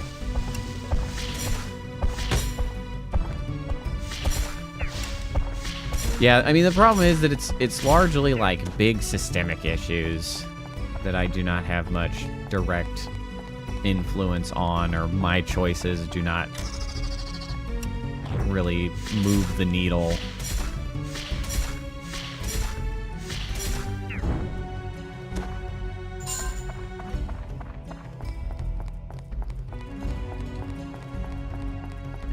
Well, and the other thing about platform, I actually have a developer friend who, if I went to and I was like, let's go make a Discord alternative, I think he's thought of similar, because he's like, I hate this shit too. And like, I'm pretty sure with a little bit of convincing, the two of us could probably do something. But the issue, of course, is that like, we don't have a bunch of, you know, capital backing to allow us to scale and advertise and like actually get something accomplished.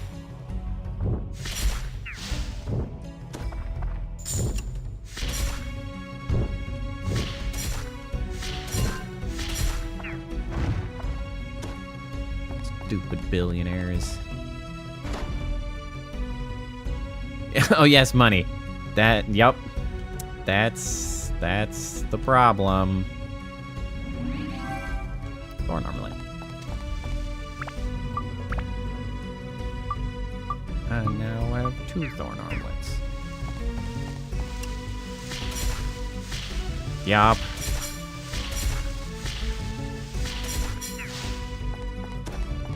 Well, and if there was like a proper social safety net, like a UBI and assured housing, we could actually try to do something like that. Because, you know, our health insurance and our livelihoods and ability to survive wouldn't be tied up directly to our jobs, so that we're like stuck where we're at. And we could actually like take time to innovate and make things. But no, we're stuck.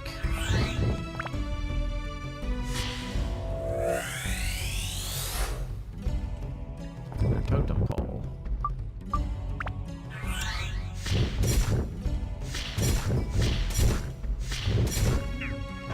Boy, that guy was shaky there for a second.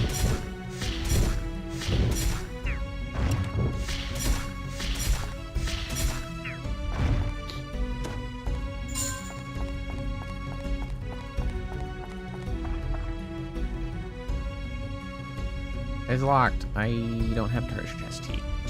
Treasure chest key. Alright. Guess curse. Ow. Explosion is fine.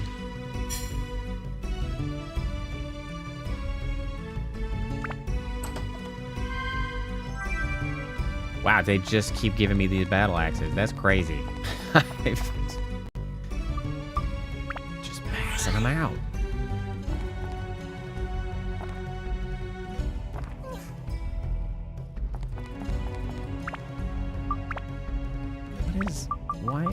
What does this need again? Right.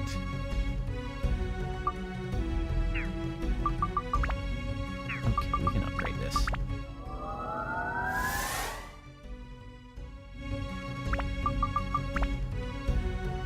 Don't need attack. Hey, okay. Elements are high enough. We just need attack and MP. I don't know if I have any MP ones. Maybe I stashed them in the warehouse. I should check that.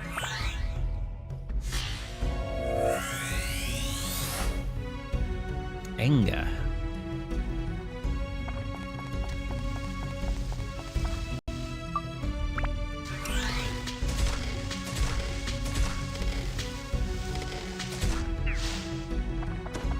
Sad sand.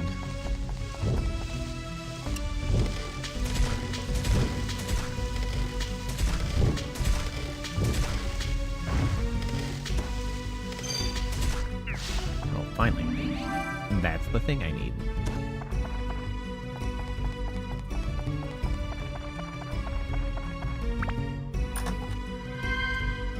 Oh, thank you, the map.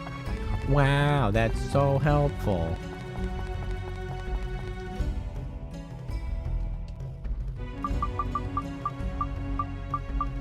Yeah, you asked how the game was, and I really like the Dark Cloud series. I actually initially was like, oh, I should play Dark Cloud 2, because Dark Cloud 2 I like better. It's a little more refined. There's a bit more going on. But when I was starting, I found that Dark Cloud 1 had an enhanced mod, and I was like, oh, well, if that one's got an enhanced mod, I ought to give that a try. I will say I didn't necessarily need to do that, because the enhanced mod has not added as much as I had anticipated, so like, or they took a very light touch of like keeping it very close to vanilla, and I'm not entirely sure what they added. Either it's just hidden well enough, which I guess is fine, but like probably means it wouldn't have impacted me all that much to not have it. But so I decided to play Dark Cloud 1 because it's got the mod. I'll get to Dark Cloud 2 later. But I do enjoy it, but it's just a little rough around the edges as far as like really simplistic combat and stuff, which is balanced by the fact that the town building is neat. But oh man, I haven't saved in a while. I forgot that that's a thing I need to do. But the game has been going on a little too long for how simple things are, in my opinion.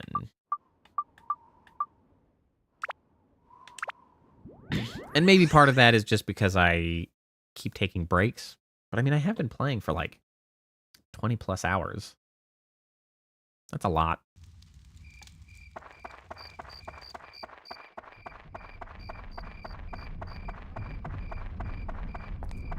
Yeah, like, we're at episode 8, and I will definitely have to have, I mean, at least 3 or 4 more, probably? I don't... Like, there's still a lot remaining. Okay, let me see here. Do I have...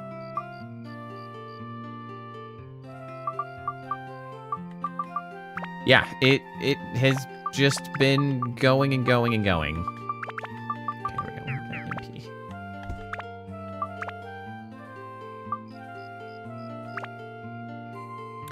Which, the thing is I guess that's kind of maybe a product of its time. Because quite honestly, if I was, you know, back at being... I think this came out in 2000. If I was back at, like, being a 14-year-old with so much time on my hand, like, I actually would find it really appealing to have a game that, like, wow, I got so much hours out of this, right? Like, my sensibilities for sort of the amount of time I want out of a game was much different than, like, where I'm at now. And so I guess that's sort of part of it. So maybe it's a little bit of a product of its time.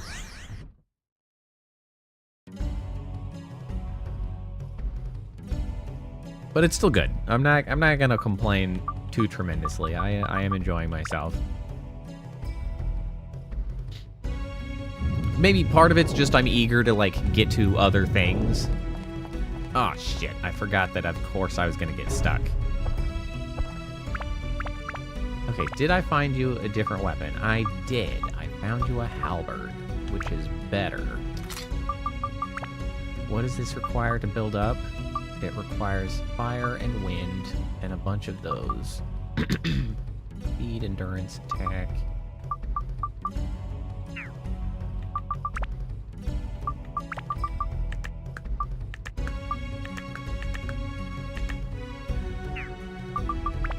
Are those relevant?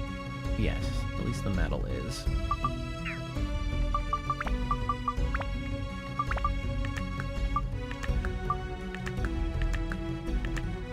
That Beast Slayer is relevant. Yeah, we'll just go from there. You know, I always remember they do this. I don't know how I didn't think to do something about this.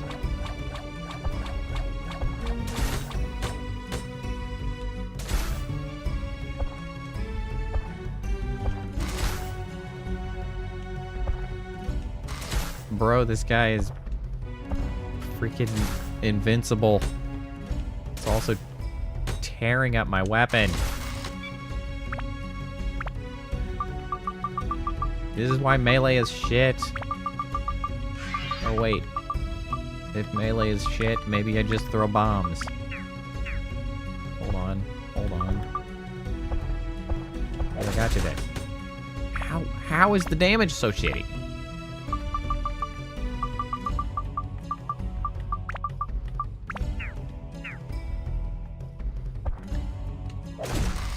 Ugh. Damn you.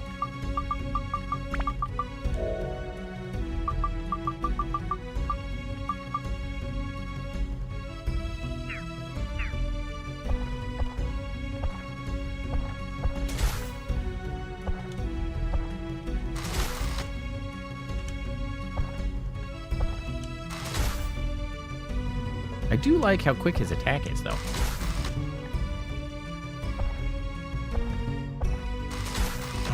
Oh, except for the second one. Jesus. I actually kind of expected that first one to kill him. Is that a cup of noodles? It's actually a walking bomb of some kind, but it does kind of look like a cup of noodles. I think I'd like it better if it was a cup of noodles, actually. That'd be pretty funny. Oh, look at all those enemies. That's so upsetting.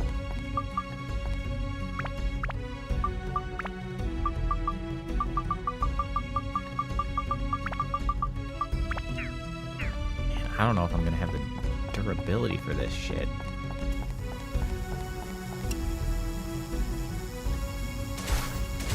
Okay. The other things die, okay.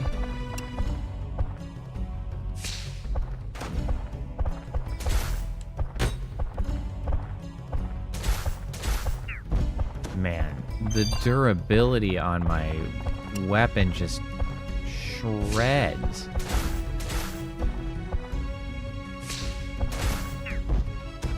Oh my god. They're gonna have to drop this shit soon. I don't know if I have the durability to get through this. You know what? We're gonna put the bombs back and we're gonna kill some guys with bombs, because Jesus.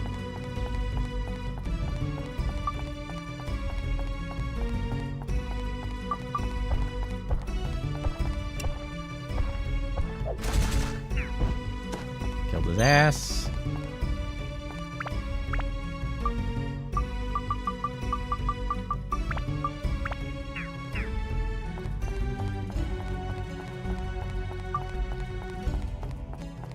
The exit? It is. Okay.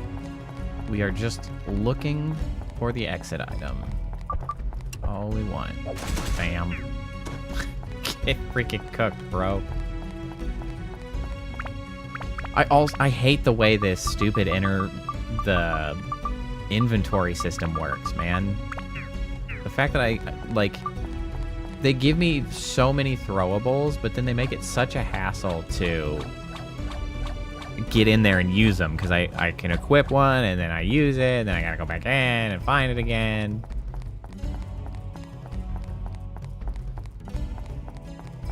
A huge pain.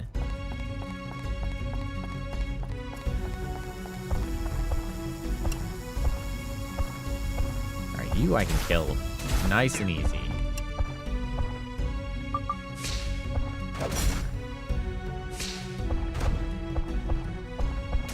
Bonk.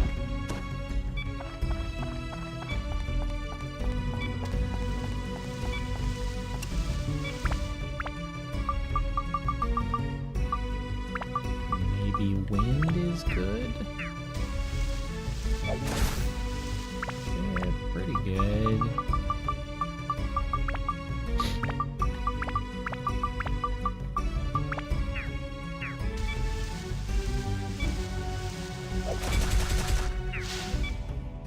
Got his ass.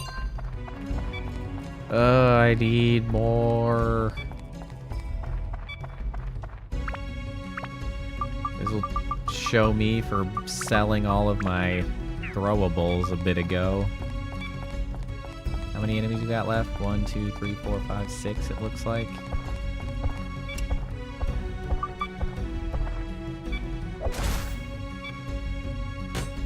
Oh god! It's very damaged.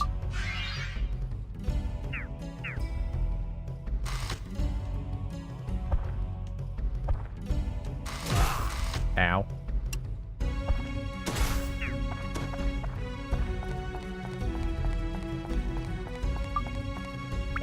I'm getting thirsty. You know, the thirst mechanic seems entirely unnecessary. Actually. I'm running out of throwables.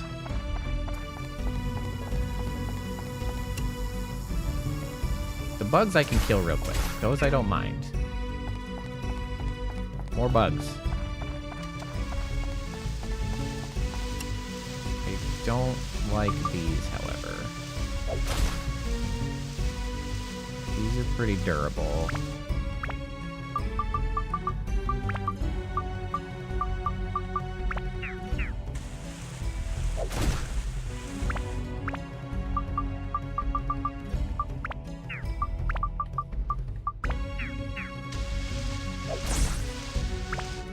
Let's just keep throwing shit at you. Got this poisonous apple.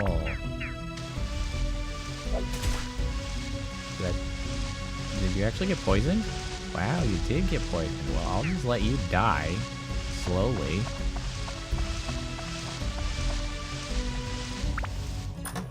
Give me something to throw? No, that's a map. Ah, he died.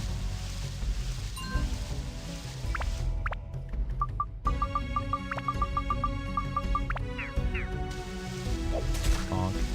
8? 8.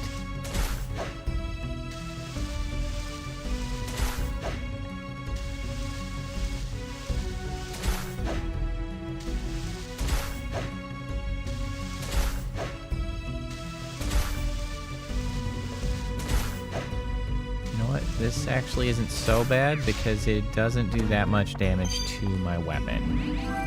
We've got the exit. We're so out of here. Screw you guys, man.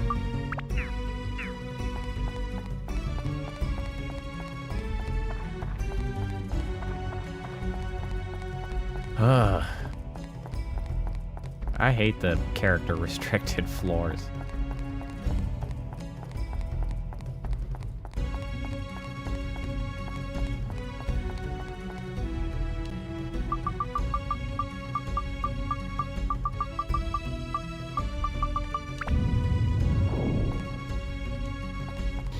Well, and like another little thing that they added to this is I need to go get some more repair powder. There's fishing, but like I don't really want to bother fishing now because like it's just a time sink. And it's like, well, thanks for adding it, but like I don't care. So it's like, okay, whatever.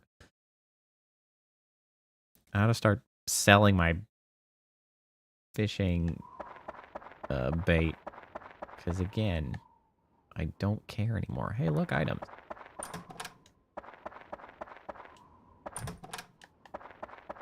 Okay, look at all this stuff. Oh, hey, a repair powder. Oh, free.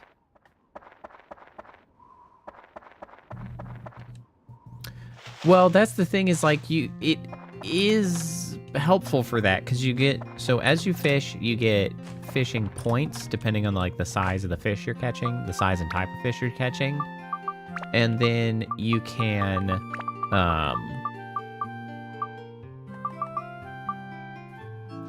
you can trade those in for like the precious gems that are good for customizing weapons, or even some fancy weapons later on if you have like an absolute shit ton of points. And so it's like, there are uses to the fishing, but it's such a time sink that I'm just like, the game is long enough.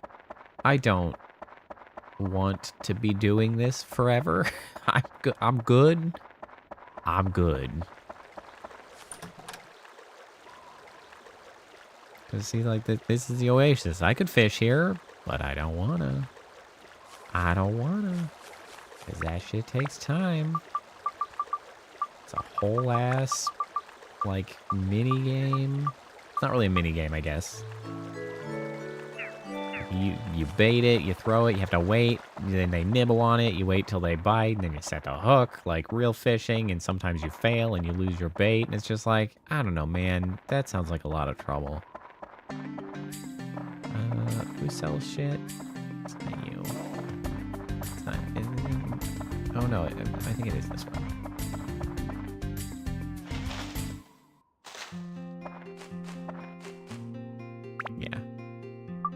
Okay, so give me, I'm gonna do it. I'm just gonna start freaking selling the bait. I don't give a shit. I don't want the bait. I'm good.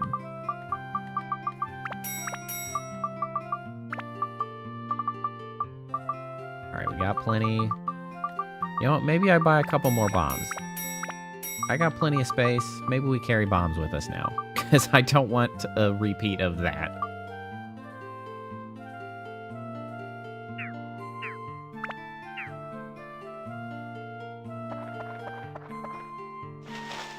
The fishing is keeping your dinner now. You just get a little seasick out there on the fishing trip. I assume that's what you're referring to.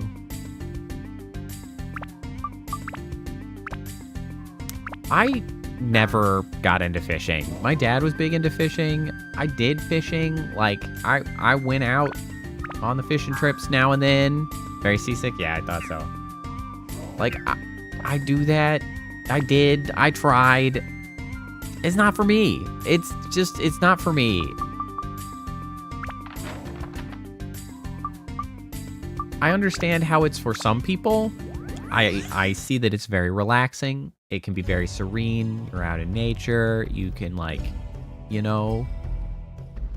That is quite the cruel irony, Phantom. That is most unfortunate for you. I was like, but I don't really want, like, serene. I like mental, like, engagement. Whoa, big beefcake. Why play video games? I don't want to sit on a boat and, like, just trying to come up with something to think about while I sit and wait for extended periods of time for the fish to bite the lure.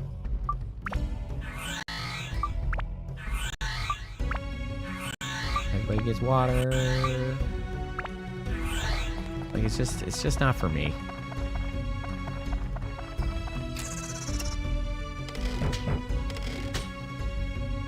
I'm not that into activities that require and expect you to wait long periods of time, I guess is the real thing. Hunting, didn't really get into that either. Fishing, nah, I'm good. I'm kind of struggling to think of other things that require you to wait a long time. I mean, there are some digital fishing games that I think can be fun. I'm here for the digital fish.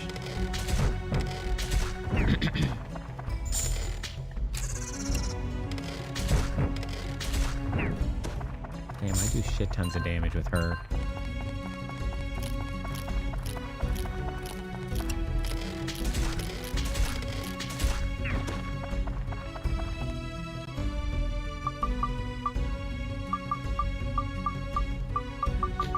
I should go stash the fishing rod. It's taking up space in my inventory since I'm abandoning fishing as an activity.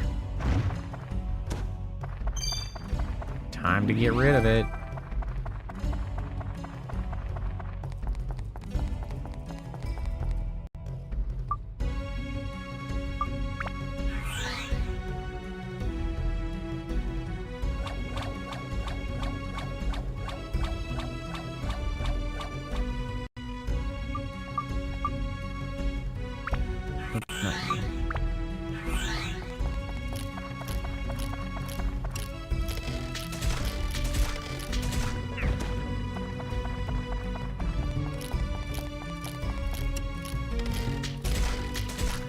You know what I just noticed?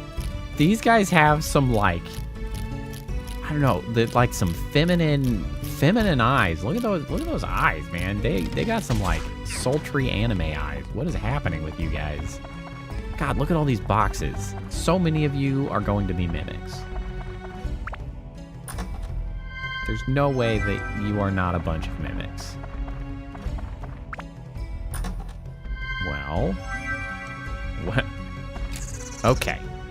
At least the one is a mimic. I was gonna be surprised there.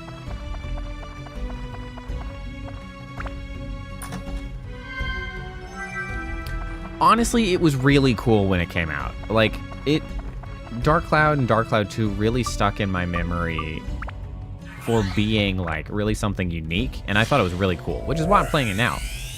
Like, I feel like they sort of did the broad stroke of, like, Cult of the Lamb sort of first, and, like, before Cult of the Lamb came along, because, like, that idea of having some town that you're working on, doing dungeon runs, coming back and, you know, doing stuff with the town. Like, this game, I think, kind of did it first, which was really cool. And it's just, its only failings are just that it's a little bit simple in the combat system and stuff. And, like, that's just, I mean, it's old. Like, that's just the way it is.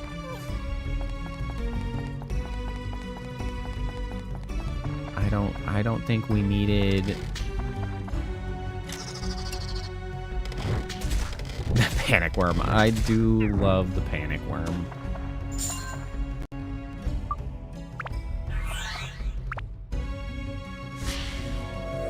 Well, Woolhaven has come out.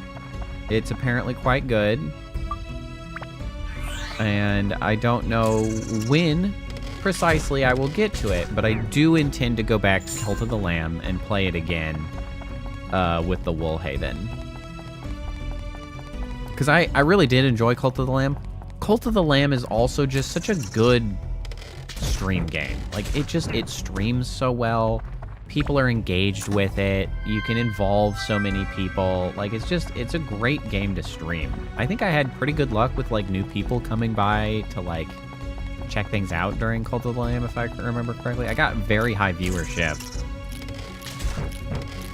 And at least some subscribers out of it. So, like, you know, selfishly, there's good reason to play it on stream, but it's also just fun. Like, it's just a fun stream game. It's a good community activity.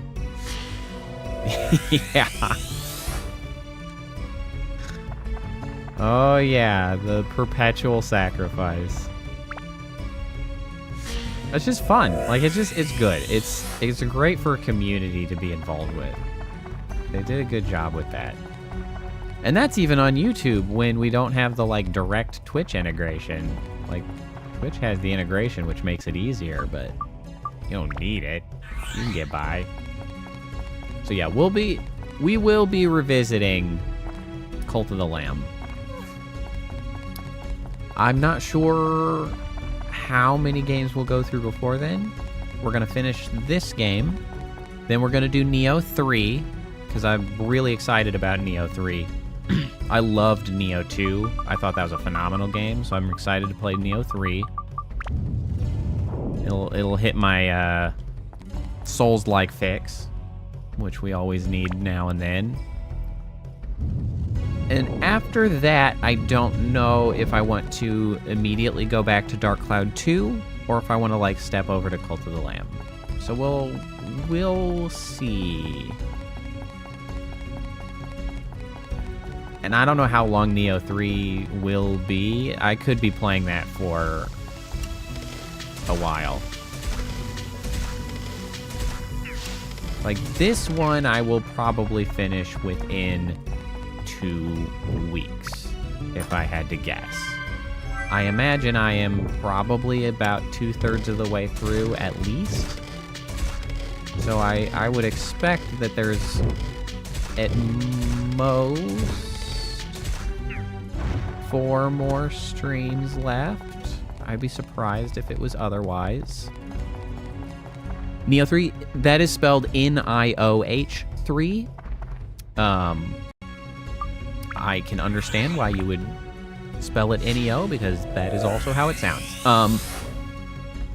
Neo 3 is a Koei Tecmo, I think.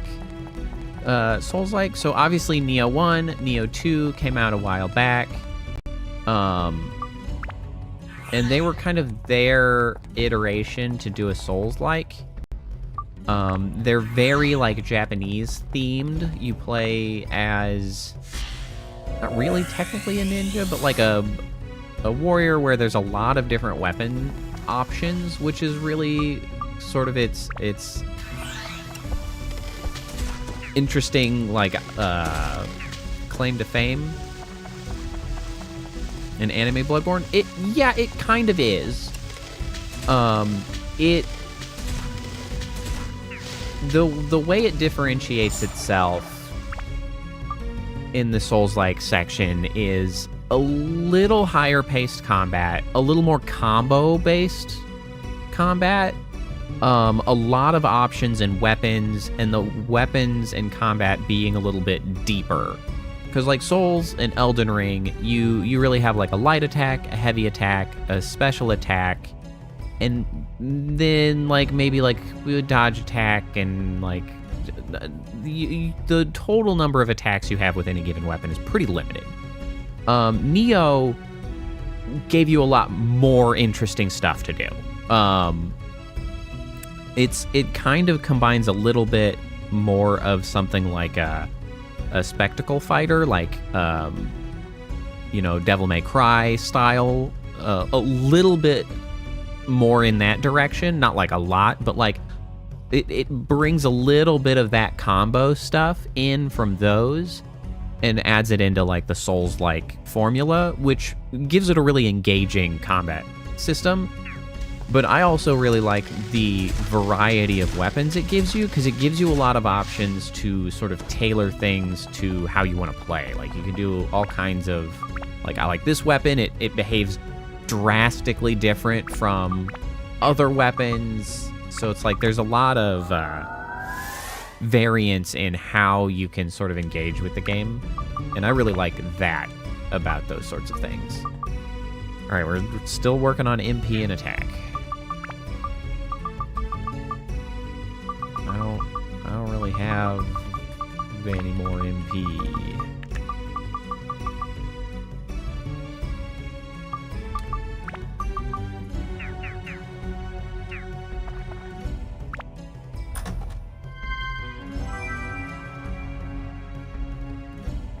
Some other stuff about Neo is that it's not an open world, which is a little bit of a bummer. Oh, the other thing is that it also is a little more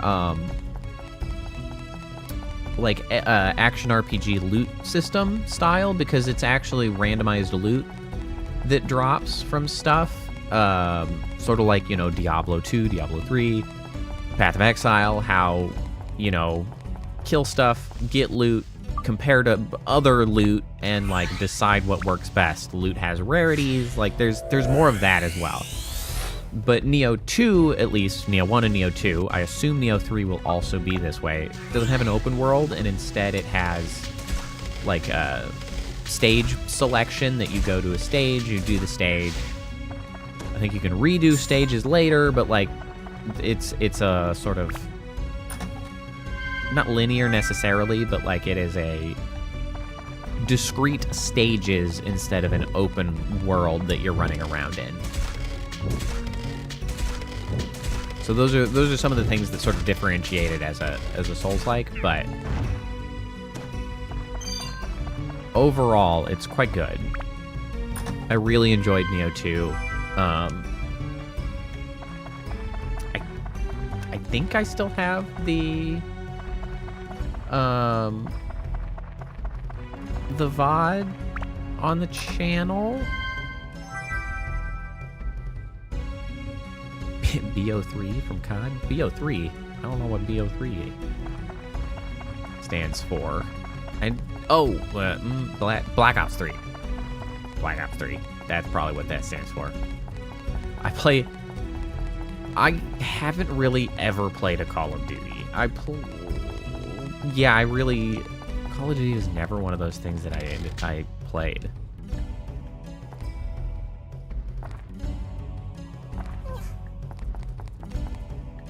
But anyway, looking forward to Neo. Yeah, Black Ops 3.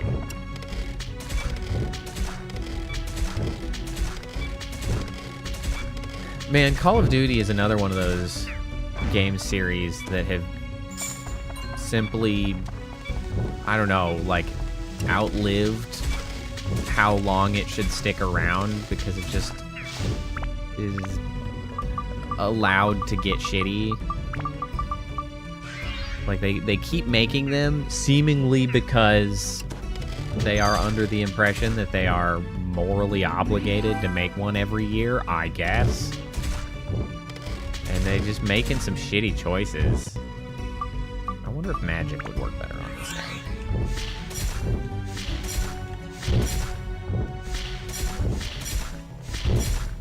Be steel, would thunder work better? Thunder does work better.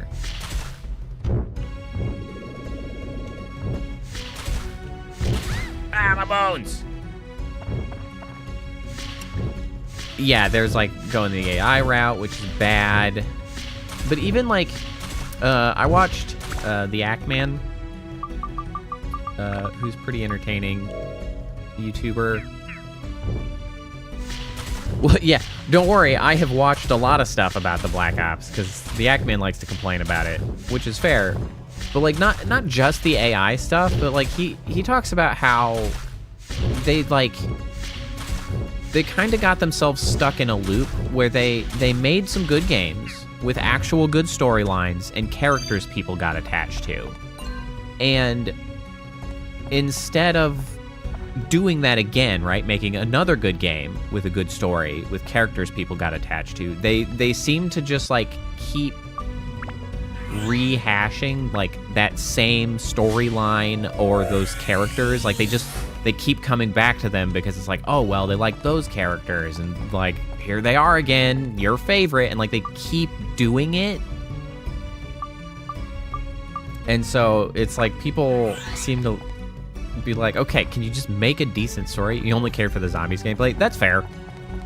That's entirely fair. That's that whole like, oh, people like this character, so we're going to give them more of it, is I feel like a somewhat common pitfall in shooters especially, but it seems like, you know, maybe it's shooters that or games that don't necessarily focus quite as heavily on story but still have a story. Because the other one that I feel like did this was Borderlands. Borderlands did this same thing, and I think it really hurt them because the first Borderlands games was fun, and people liked the characters. They got attached to the characters, and that was great. And then every subsequent Borderlands sort of relied on the like previous characters that people were supposed to have built up like a relationship with to be the interesting characters. And every time you played a new Borderlands, like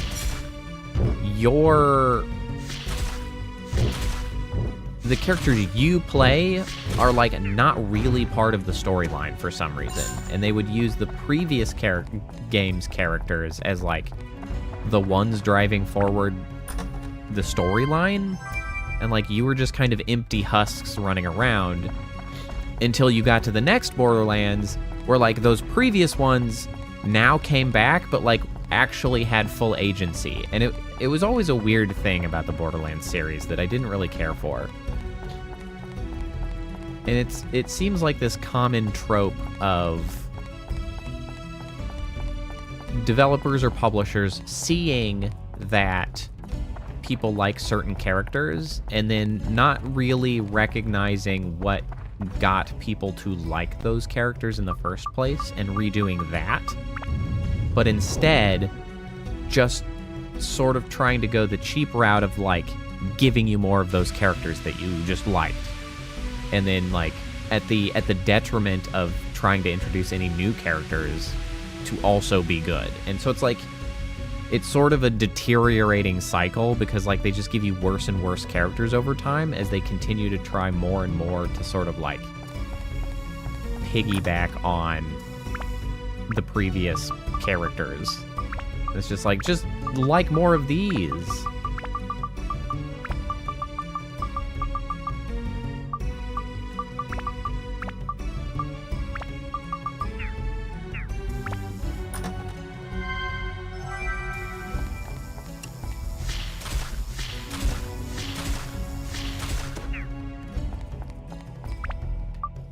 Oh man, do I even have full customization on this? I do. Yeah, fire, thunder, wind.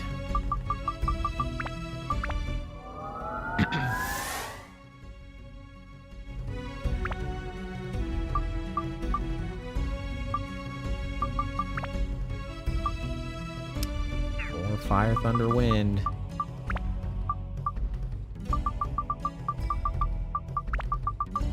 That's holy, that's not thunder. Fire, wind, thunder.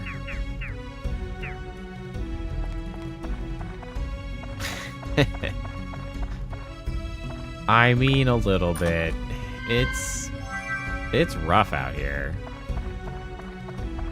It's rough. Like the indie scene is still great, but it's, I don't know, there's something about like having so much of like the big front runners, like in the forward facing, the big like industry events and stuff, all being these bullshit big publisher company shit boxes, right? That like there are just as many, if not more, great games coming from indie publishers and developers now, as there probably were coming out of like big name companies maybe a decade and a half ago. And so like the game landscape is there, but there's something about having all of like the big front-facing events and front-facing big companies like being so shitty that it kind of like sucks some of the enthusiasm out, right? Like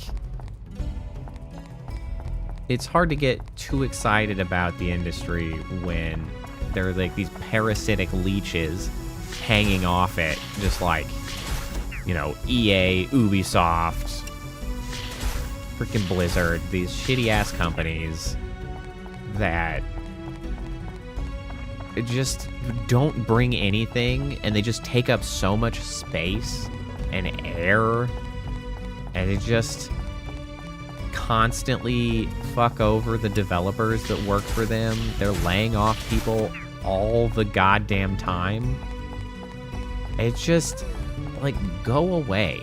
Like, nobody wants you anymore. Just leave.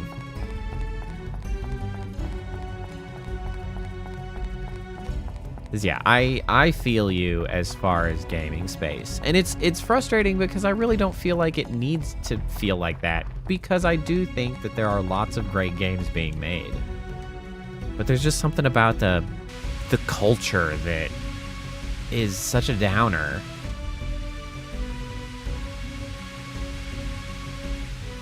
And I whenever I think stuff like that, I always try to take a moment to think, is this just nostalgia talking? Like, am I full of shit and it's just I'm older now? Every time with this stuff, I'm like, I don't think I am. I think it's worse. Like, in some cases, stuff's just different. I do miss going to midnight releases of games, right? I miss that enthusiasm of being young and a new game coming out, and you didn't have the convenience of just, like, busting it out on Steam as soon as it's open, and, like, there's that shared cultural enthusiasm I thought was fun that we don't get the same way anymore, partially because I'm older, but I could still make it to a midnight release, but partially because it's just not necessary, right? There's always that quote, I think it was a Civilizations developer quote that said, like, given the chance, gamers will optimize the fun out of a game, so you have to be careful with how you design it, right? I think in a lot of ways, we've kind of optimized the fun out of some of the cultural touchstones around it too, right? Like, it's too convenient how easy it is to get games. You just download them, whatever. Also, that could be considered true for, like, the ease with which updates can be done to games. So they're also optimized the need to, like, actually pay attention to what you're building in the first place. Like, that's not great either. Oh, this is the first Halo game? Man, I'm as old as much older games. Halo 1 came out when... What year did... Let's see, what year did Halo 1 come out? I'm trying to remember. I remember my college years much more strongly, but that was Halo 2 era.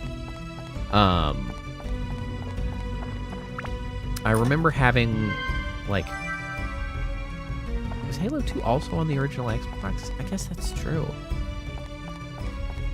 Halo CE came out in 2001. Yeah, so that would have been high school for me. I was still in high school. But I was in high school.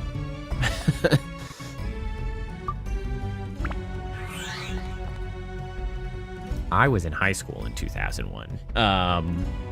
Right? I graduated high school in 2004. Oh, no, maybe that was 8th grade for me. Maybe it was 8th grade. I don't quite remember. Well, it depends when it came out, I guess. Because I guess I would have started high school in 2001. I also don't remember... I don't think I played Halo immediately on its release. At that time, I was kind of in my... When did I get an Xbox? Oh, man. That shit is so long ago, it is getting real foggy for me to remember specifics. Holy shit. I'm getting too goddamn old. I'm getting too old for this shit.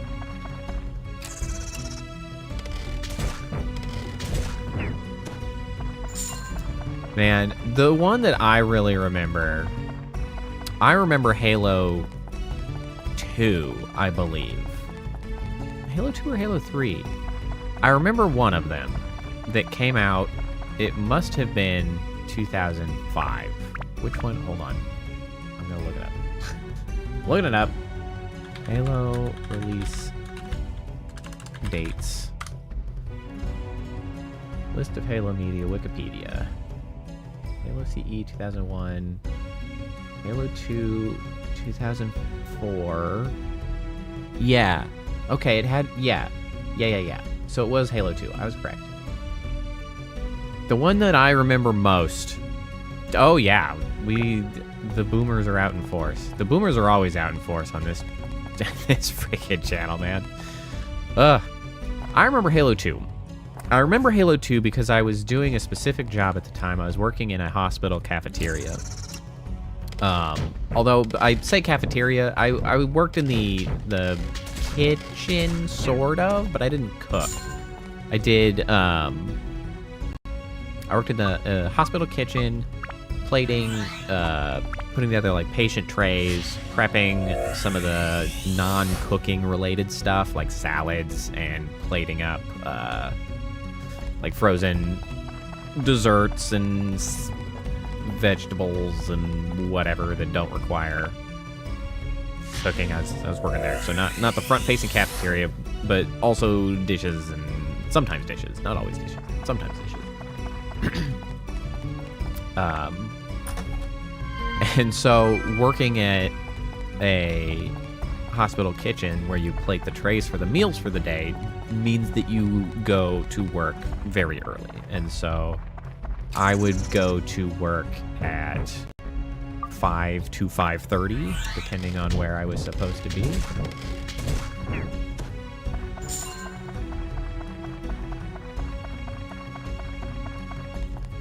And I was working there during the midnight release of Halo 2, and I was real excited about Halo 2. Rightfully so. It was great. Oh my god, these mimics are out of control. What the heck? But so I remember I was like, I had this whole ass plan to do the midnight release of Halo 2 because I had to go to work at 5 in the morning, and that is really not conducive to doing midnight releases. So what I actually did was I tried to get as much sleep as I could prior. So I tried to go to sleep at like 6 p.m. and I tried to go to sleep so that I could sleep until the midnight release. At which point I went and I did not sleep from 6 to midnight. I got like maybe 3 hours of sleep. And I did the best I could, and then I got the midnight release. I came right back home. I actually played it until I went to work at 5 in the morning. You know what? This is really when it started. I was just talking last time about how when I was in college, I foolishly would stay up all night with my friends, and then I would go have breakfast, and then I would go to my 8 o'clock in the morning classes. Honestly, I started that shit when I did that for Halo 2. Oh man, that was just a thing I did consistently, apparently.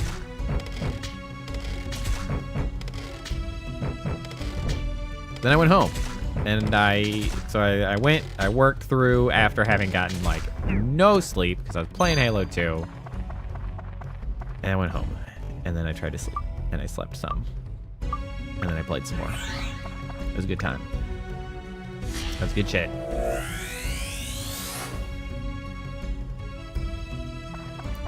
That job was one of the more memorable jobs I have had because there were some weird people.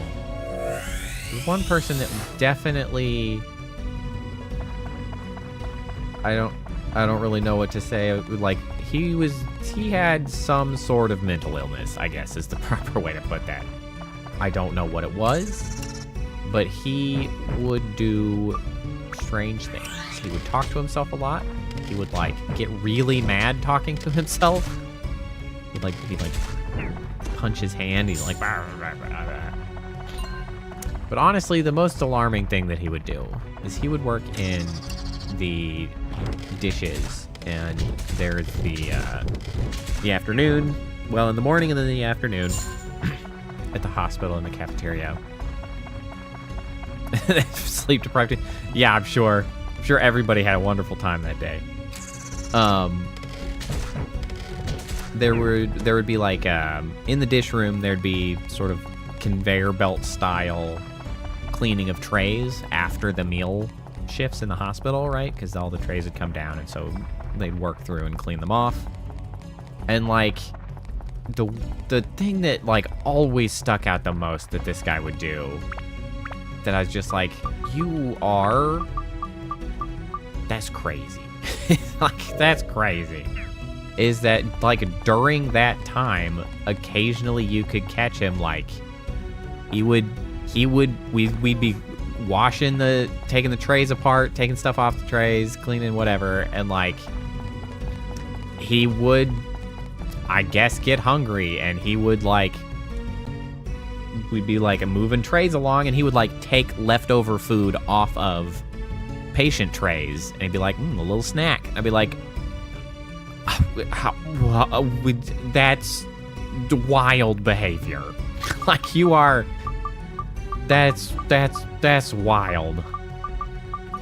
There's no circumstance where I can get on board with this behavior.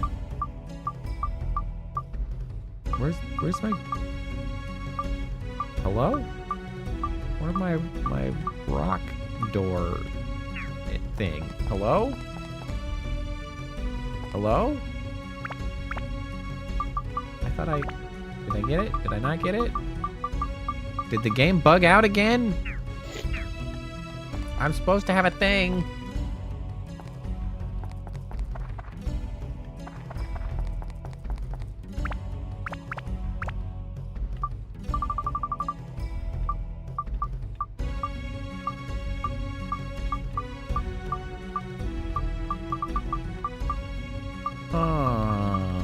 The thing I'm supposed to pick up is broken. It is not here.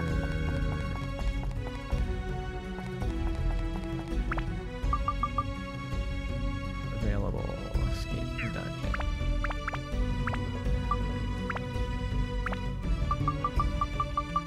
I kind of think I'm gonna have to do that.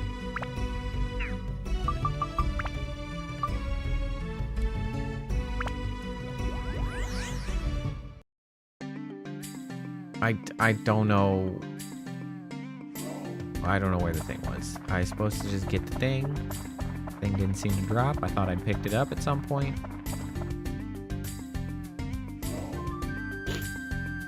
Well then, fine.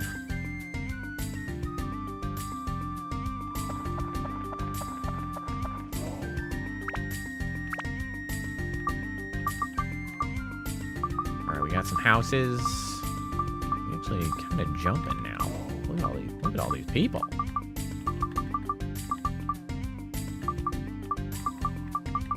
Zabo's house? Nobody named Zabo.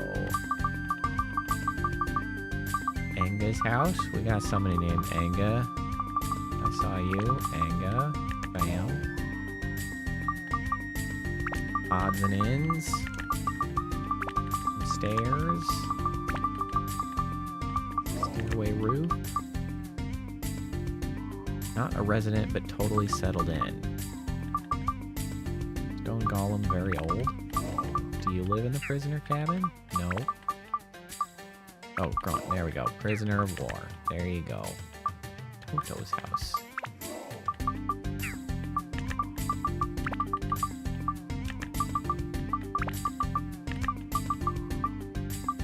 More totem poles.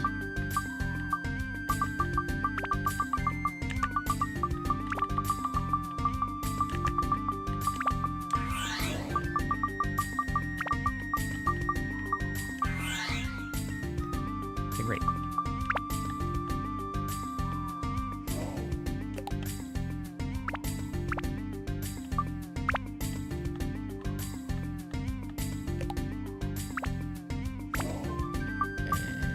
Oh, nope, I don't need to put trees. Dodo's house? You live in an upturned pot, it would seem. Anga's house?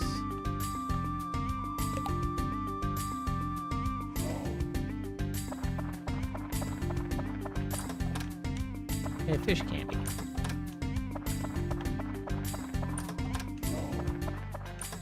Oh man, that's a lot of stuff. We got boxes everywhere.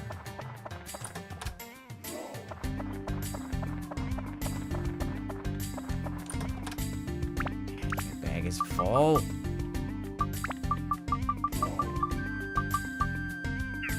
I should go sell some of this.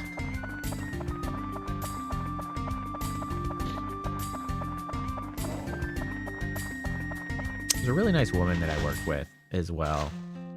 Like my work grandma when I was working at the hospital. She's really cool. I actually ran into her at a Walmart like years later when I came back. I was in town during college. I saw her again. I don't remember her name. Gave her a big hug. It's nice to see her.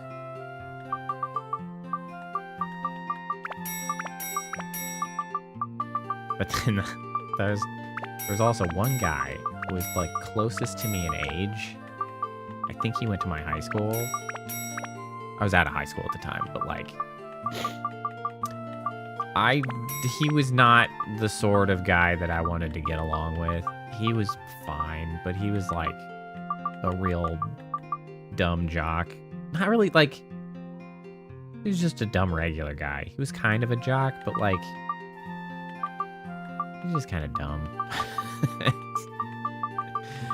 He made some wild assumptions about what he assumed would be shared experiences between the two of us, and were extremely not.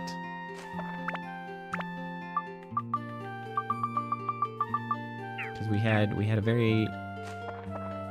one like strip club in town. It was very famous. Everybody knew the strip club. And like when you're putting the patient trays together for the hospital meal services, like you're in pretty close proximity because there's just a conveyor belt that comes down, and you have like stations where you put in the same thing on each one if they need it. There's like the soup station, there's like the entree station. It is a bit trip down memory lane. We got talking about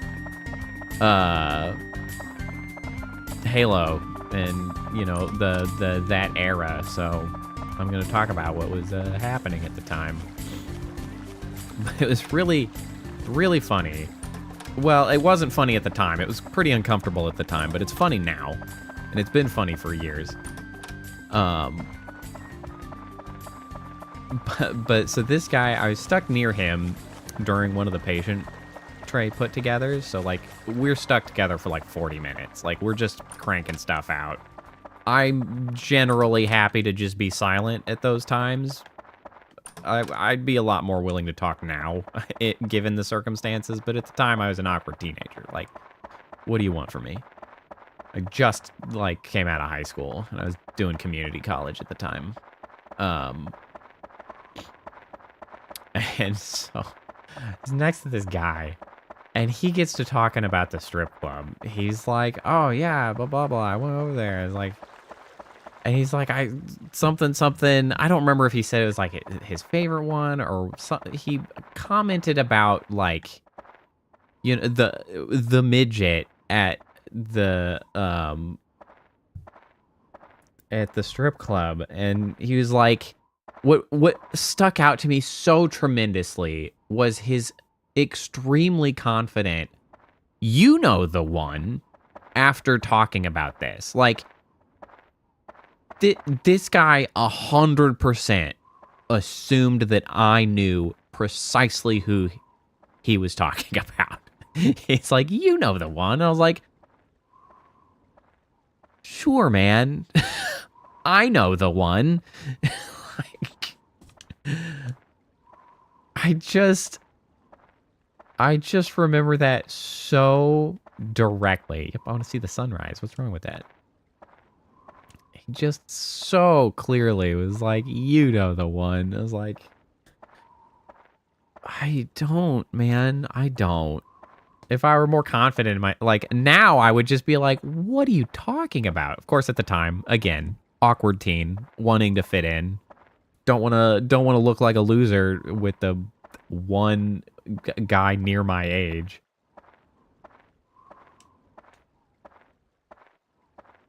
But now I'm much more confident in myself. I would react very differently, but like that was a wild interaction. I was just like, what is happening? Also, the freaking manager that I worked for. So when I first got hired, there's a woman manager, and I liked her.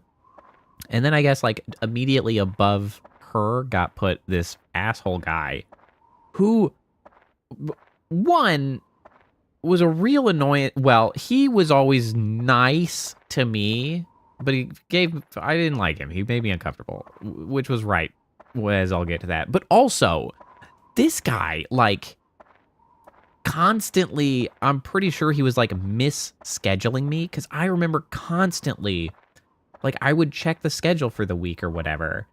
And like I mentioned how sometimes like it was 5 or 5:30 that you had to get there because it depended if you were in the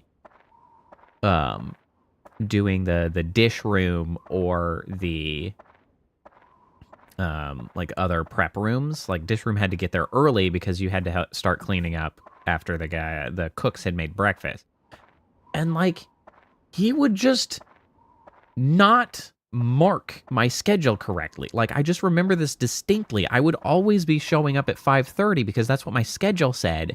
And then he'd be like, it's like, oh, like you're late. I never got in trouble for being late or anything, but it was just like I was always 30 minutes late, which put me behind cleaning shit. Like that was the issue. It was like, well, now I'm 30 minutes behind cleaning the dishes because I'm not on the schedule for this, man. Like, I would get in and he would be like, oh yeah, you're on dishes today. I was like, that is not what it says. Like, fine, Jesus, you dumbass. Yeah, but he turned out to be a creep and he was like sexually harassing the women that worked there. So that was not cool. He eventually got fired after I left for that. Serves him right. Well, really more served him right, but what an ass. Anyway. Gosuke, see you for the first time. But I think I saw you before. Hello, I'm Gosuke, Toto's friend. You be friends with Toto too. Any requests? Gosuke don't know. What do you need for your home? Needs a knob.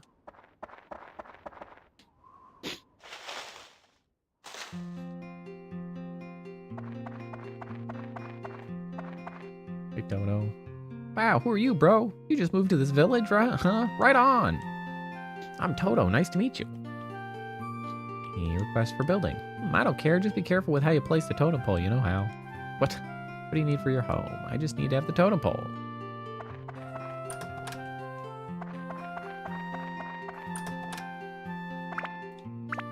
Alright, we got a bunch of items to use now. Alright, we got a scorpion jerky and Gaga's defense. Gaga has pretty high defense. Witch parfait for Ruby. A pair of grass cakes for Goro.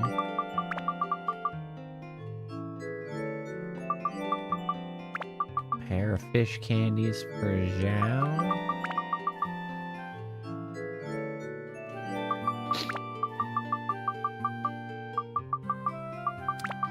Yeah, it wasn't so bad working the hospital gig.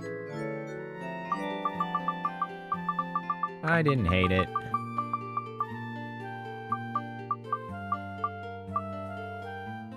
I do not need this many Brand's feathers. Holy.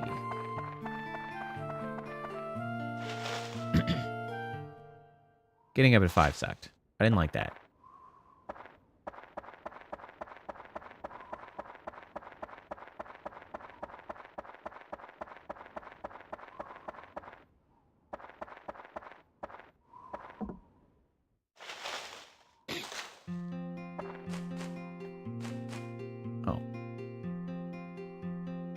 Shit. You said, oh, you know what? I think he is asking about that.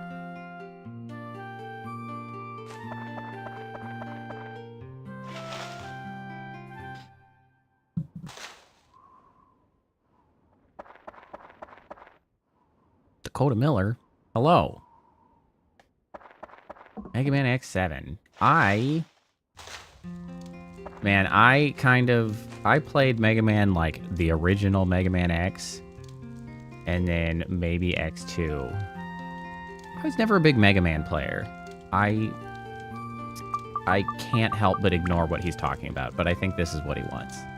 Yes, sure is amazing. This is the famed foundation. Take it, thank you. Please accept this in return. Play doll. And honestly, I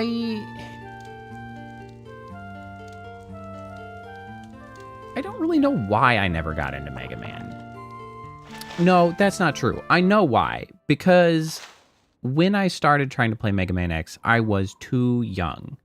And I didn't get it. I didn't get it. Similarly to how I didn't get Super Metroid. Because this was when I was real young. I mean, I was probably junior high, maybe younger. Like renting games from the game rental place, right? And I was just like,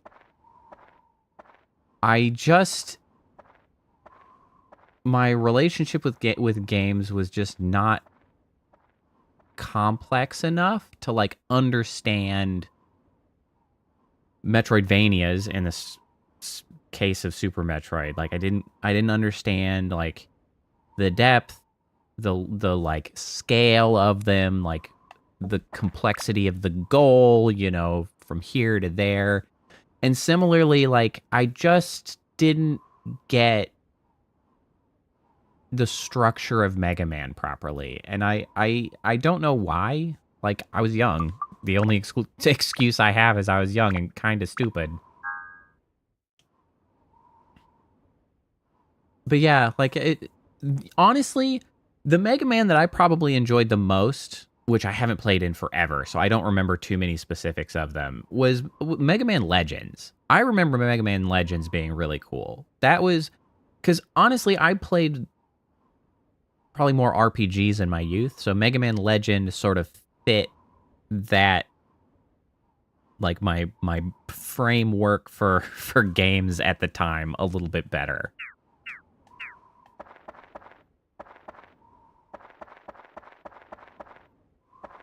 Yeah, that's not where I meant to go. This. No, not this.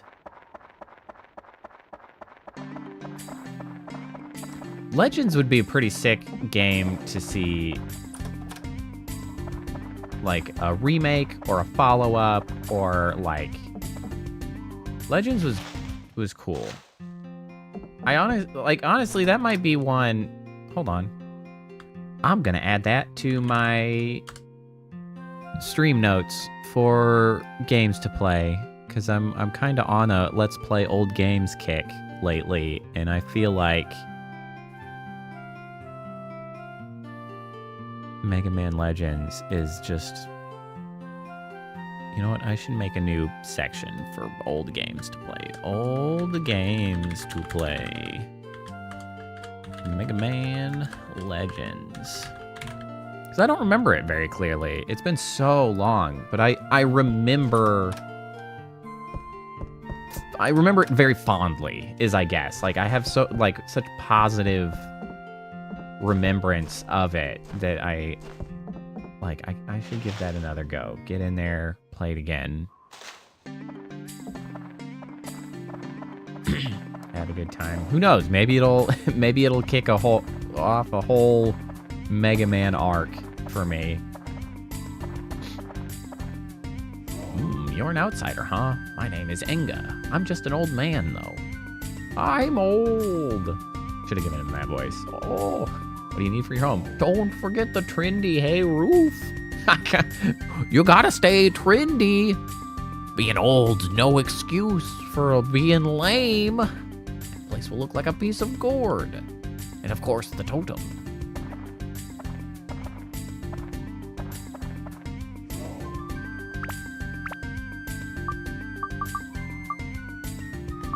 Oh, this house. I don't have anything for this house yet. I got your trendy roof right here for you.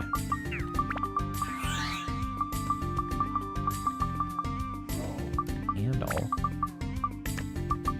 call that a knob? Oh god, the Atari ET game. Okay, that would be kind of funny to try to play. That would be pretty funny. Hold on, I'll write it down.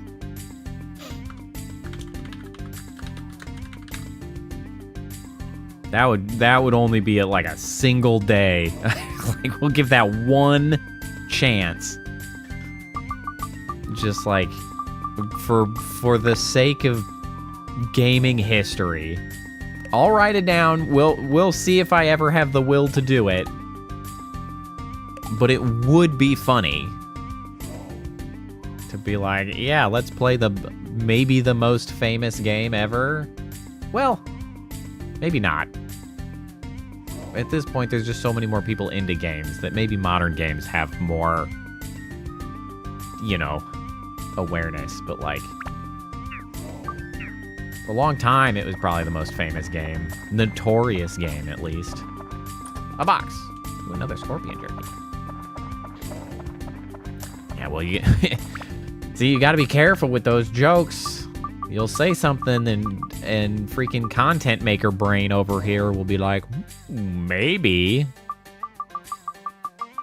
I can punish myself with that for a few hours for others' enjoyment.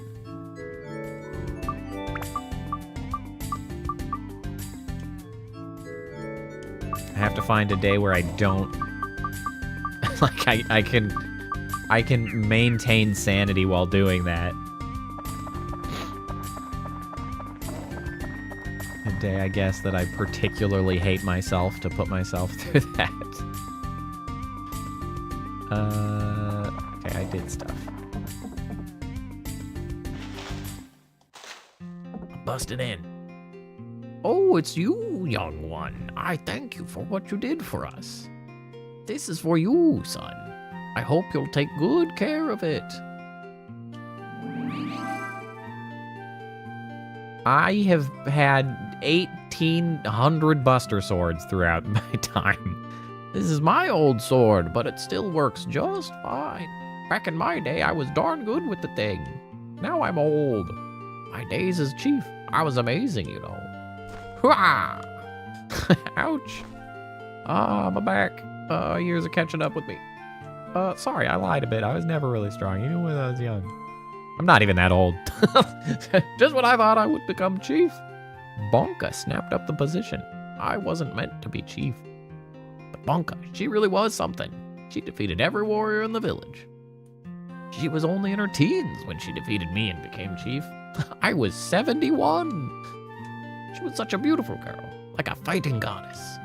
Oops, what am I saying? Forget what I just said, eh? Excuse me, son, but I have to end it here. I have a backache. Something fierce. So long. Oh, my back. No. I'm gonna lay down. Where's the Motrin? Oops, I almost forgot. You fixed my house, so why don't you use this house for storing your things? My house will be more than happy to be able to help you. Happy house. Stare into the void. Thanks, bro. Hey, Kappa. How was your rehearsal?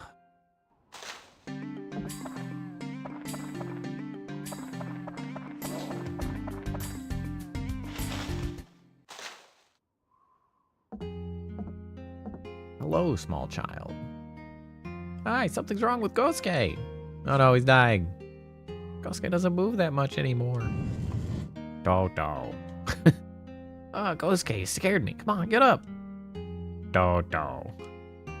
It's time to say good. What a shitty event. Like, Gosuke's mission shall now begin. What you saying? What do you mean goodbye? We've always told each other we'd be together forever. Always? You're like 5. Anyway, friends forever, right? Friend. Gosuke's Toto's friend? Well, yeah, we're friends forever. Gosuke's Toto's friend. But Gosuke's not human. Inside Gosuke is a magical treasure. It's the power that keeps me moving. Oh yeah, I'd love for the Dark Clouds to be on Steam. That would be awesome. Gosuke's task is to protect the treasure. Last task is to pass on the treasure.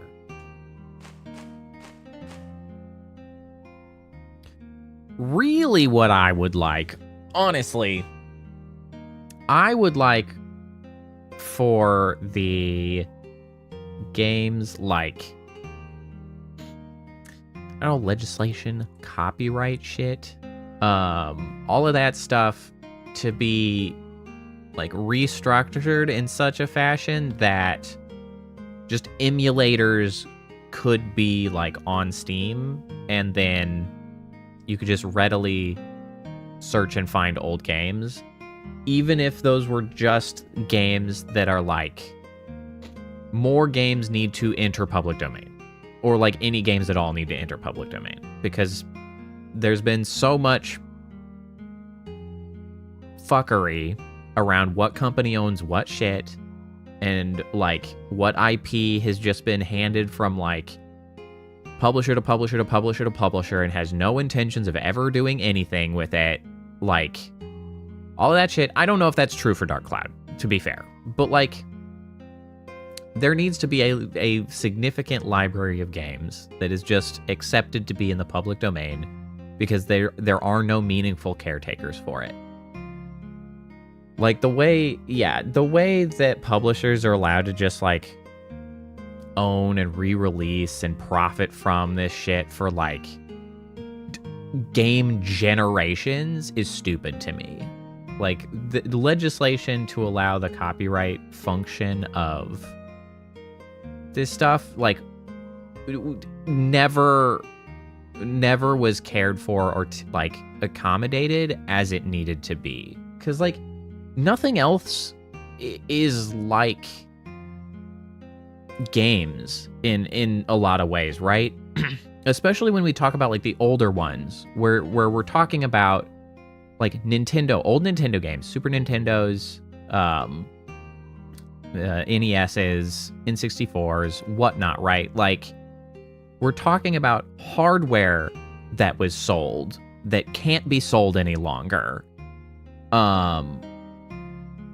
And then games that were tied to that hardware that is no longer sold. And it's like, all of this stuff, like, it feels like after like 2 generations of consoles from publishers, like, it's like, oh, the NES, everything on the NES, the Super NES, the N64, and even the GameCube at this point, they should be all public domain, in my opinion, because they were made for equipment that is not made or sold, like, at all. Like, it's just not out there.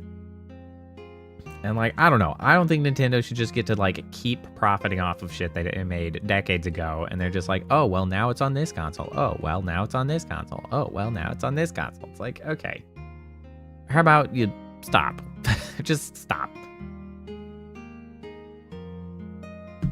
But, you know, whatever. I liked Lost Odyssey. I think I finished it. Lost Odyssey did a couple things that I didn't love mechanically because of the very specific way that, like, my brain works and how I interact with stuff. Because of the way that with Lost Odyssey, like, to play optimally, you had to, like, shuffle your party consistently to get the skills from the humans to the Eternals, or whatever they called them, right? And, like, I couldn't not constantly be fiddling to try to, like, optimize that. And I was just like, I just want to, like, play the game, but my brain wouldn't allow me to just play the game because I'm, like, constantly, like, fussing with the party to try to, like, fiddle with the equipment. I don't like when the systems are like that, which was a shame. But other than that, it was a really interesting game. I think I'm thinking of the right game. It's Lost Odyssey. I'm pretty sure. I think I got that right. Anyway, what? We're each other's only friend. Can't let you go. No, I won't let you. Gosuke had a friend. Long ago, another friend, he created Gosuke. Gosuke promised to protect this treasure until the time when a special person arrives to get it. Gosuke keeps his promises. No, don't do that. You're all I have. Oh, I get really bummer because that's probably the thing that opens the access to the the temple that I need. So I'm just gonna kill this golem for it.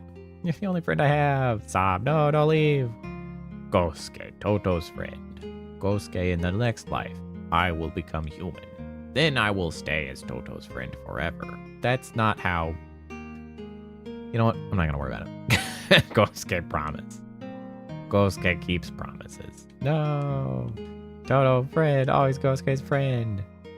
Gosuke keeps promises. Weird spinny eyes. Toto, always friend.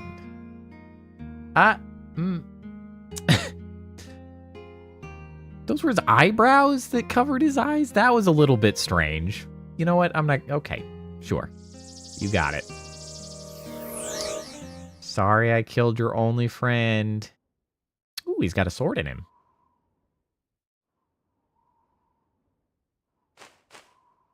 Hey, that treasure must be yours.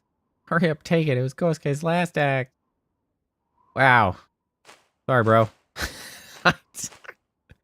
Heartbreaking. Okay, well, you don't need to gloat about the sword quite so significantly, man. Dial it back. You don't need to be swinging it around in his house. Gosuke. Hey, you're gonna beat that thing with the Gosuke, with the Gosuke's treasure, right? You have to beat it. You have to beat it.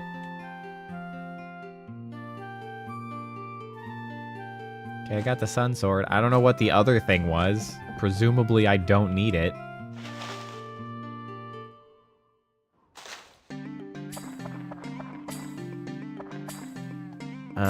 Okay. Well,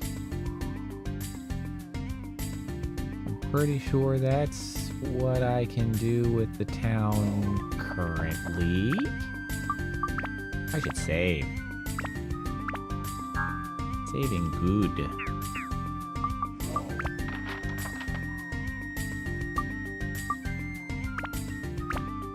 Alright, let's try this floor again.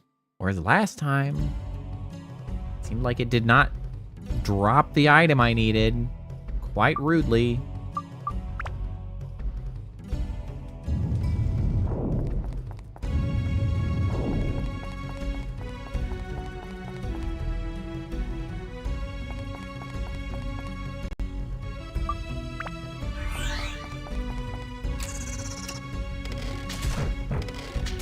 Get out of here. Stupid ass mimics. Give me the gold. I have so much more money than I need. Actually, that works out, because I believe in the last area, you get to be able to buy a lot more of the precious gems, which would be great if I'm flush with cash.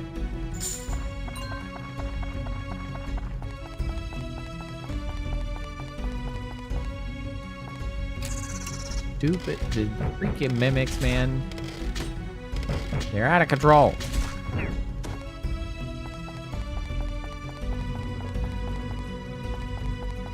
here's the way forward. Now I need the item for that, which just didn't seem to have dropped the last time I was here. Oh, repair powder. I like that.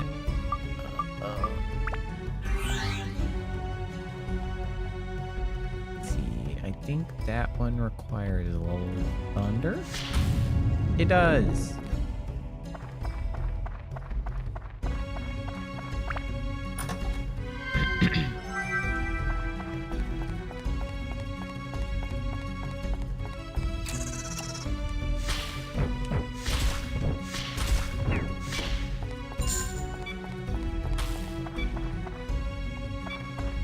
Yes, yes, the weapon is low on hit points.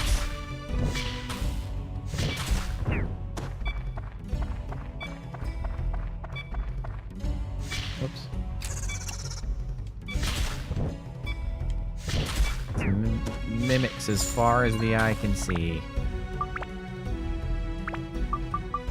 Repair?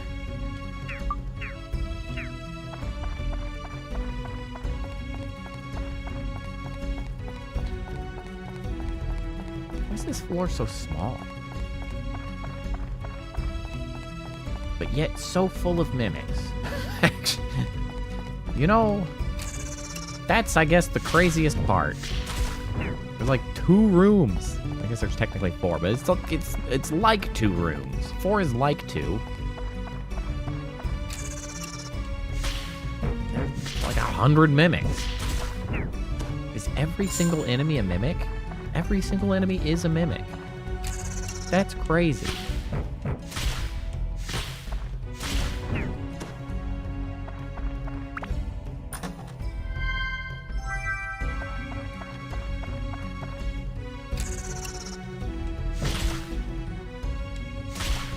Get out of here.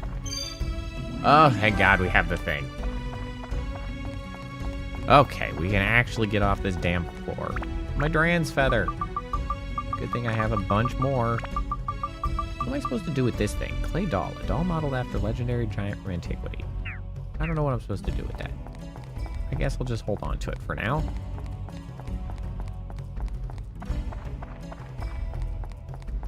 I don't know, maybe it's the other mystic artifact I need.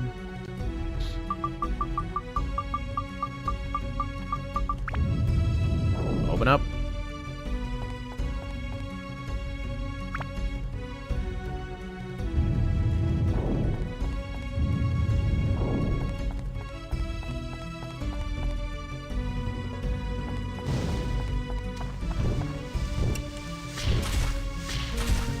Dargans.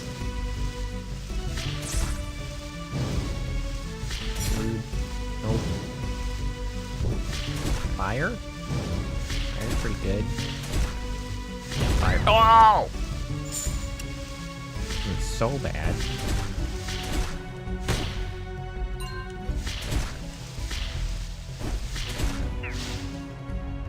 You're really starting to have a lot of hit points.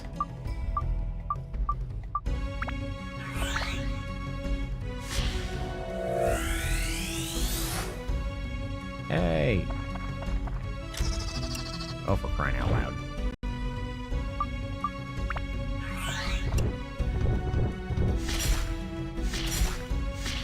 Stupid ass mimics.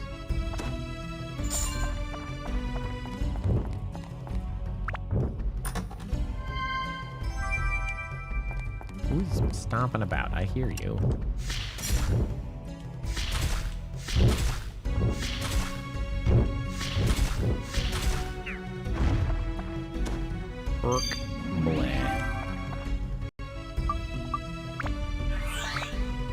The shuffle of people to open up the things I need to open is a little bit annoying. I wish I did not have to do so much of that. Okay, this seems very promising. We're getting a bunch of the chief's stuff. Probably the chief's floor.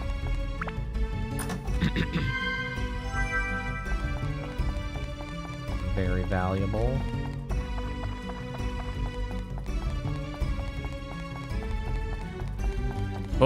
Oh my God, I'm so glad that I can't actually just fall into that shit. I came around that corner just blind and I just see a giant pit and I was like, this is how I die. Fine. Can't fall.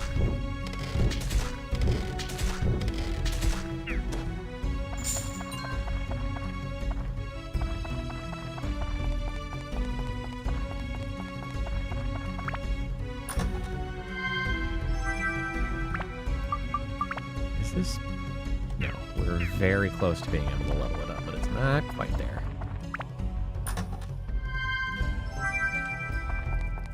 Okay, we got the key, which is a little bit annoying for the structure of this place that I have to go all the way back over there.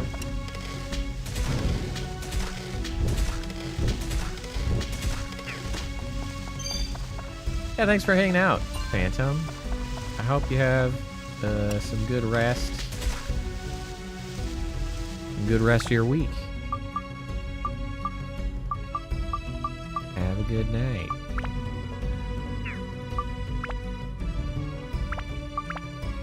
I need the MP things. I don't have any. What are we gonna do? What are we gonna do? What are we gonna do?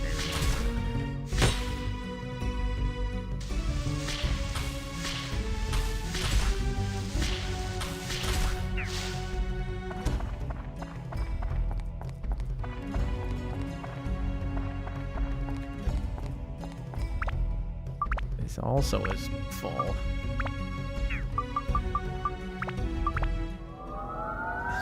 Actually upgrade though. We have things to go in there. Okay, we just need wind. We only have one. I need more wind. I wonder if there's anywhere that I can buy the MP ones. I don't think so. That's a problem.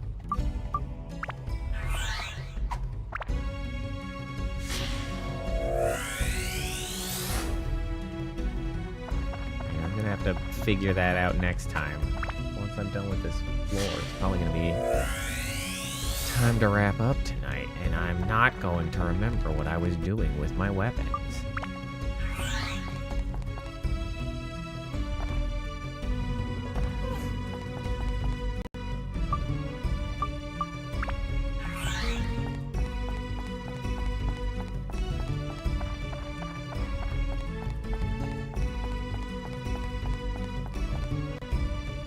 Okay, now let me in here.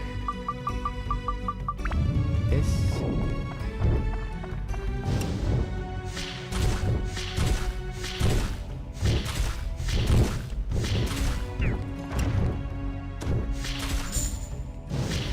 Ah, my bones. Oh my god. Okay, hold on. We need to eat something. Some cheese.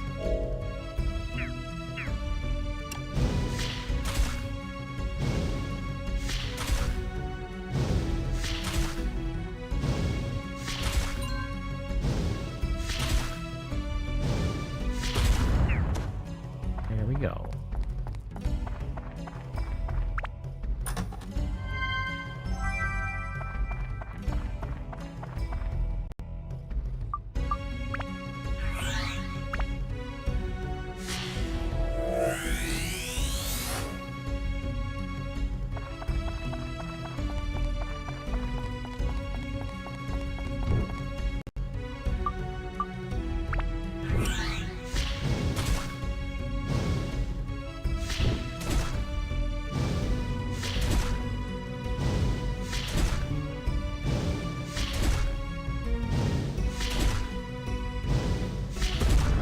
Poke.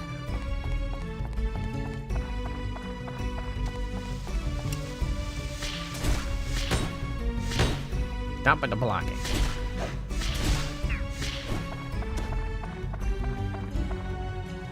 I do kind of like the design of those little sand guys, even if they are a little annoying to fight.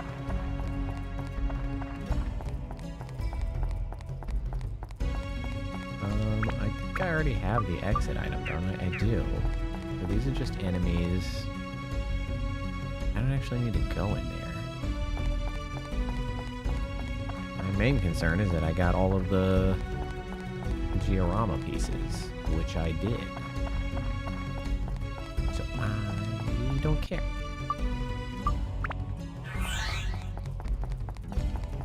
I've seen a water spring in a while. I mean, I guess that makes sense. It is a desert.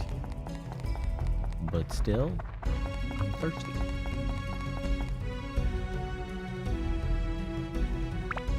What? Wait, I don't want to have to run back all the way over there. We're going. I don't care. We shall leave temporarily. We shall check for any goodies.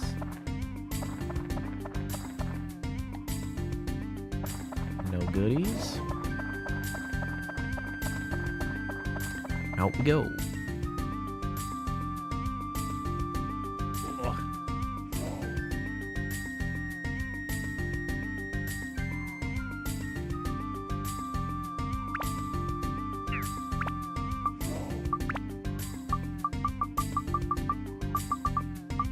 Oh, I didn't do the prisoner cabin one.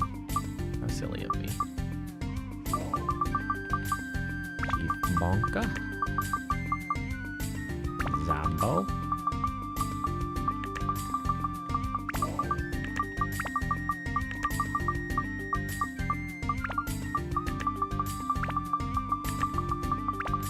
Oh yeah, that looks like a completed kit set.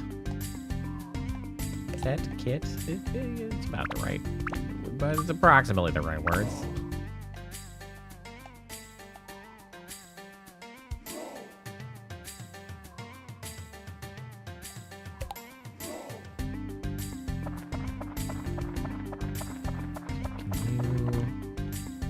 Hey you're a newbie, huh? I don't recommend you become a warrior.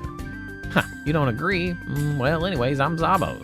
Good to meet you. What a weird way to introduce yourself. Request, nope, but at least honor the pole guardian. When you face poles to each other, make sure they're lined up correctly. I'm definitely just gonna look that up.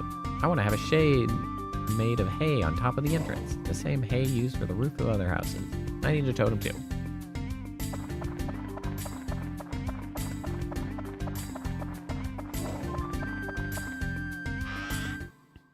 Maybe I'm missing one item? Where would that be? Box.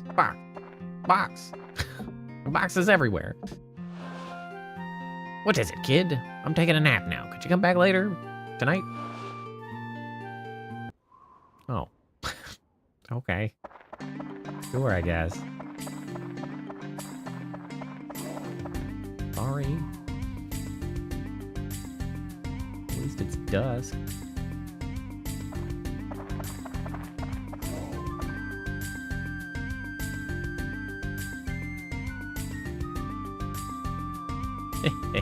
So it's you, that hero guy restoring this village.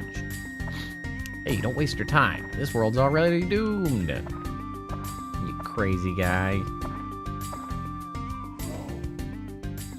Hi, Gaga. He's Gron, a scorpion warrior, one of a sand warrior's mortal enemies. He was taken hostage a year ago. He's a dangerous one. Don't get too close. Hey, that's you, huh, Gaga? Well, if I ever get out of this cage, you'll be dead. I hear you're on the downside these days, you coward.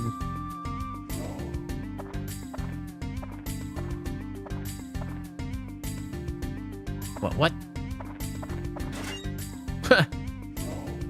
Bruh just yanked off the cage? Huh? Look, I was just kidding. We both know I don't stand a chance against you. What's it with you? Come on, don't get mad. You'll destroy the cell. That has already happened.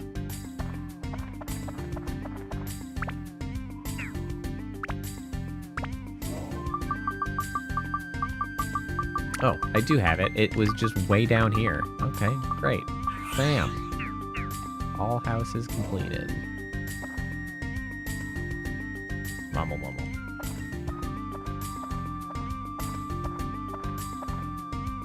Oh, it's you. Thanks to you, my house is back to how it was. Thanks, man. How about this view, huh? Man, I just love the view from here. Soothes your mind, doesn't it? In the beginning, I was never really a warrior. I'm better at kicking back and relaxing than fighting. The desert people are a warrior tribe. Born in the wrong place, I guess. Just over the... Man, what of you? Sure. Just over this desert lived the other tribe of desert people. The Scorpion Warriors. They are us Sand Warriors' mortal enemies, so I've heard. We've been fighting each other for hundreds of years. You should stop. Both our tribes have the same origins, so I wonder why we keep fighting. People are weird like that. Oops, got carried away. Sorry about that, man. Please accept this for fixing my house. Double impact. See you later, man.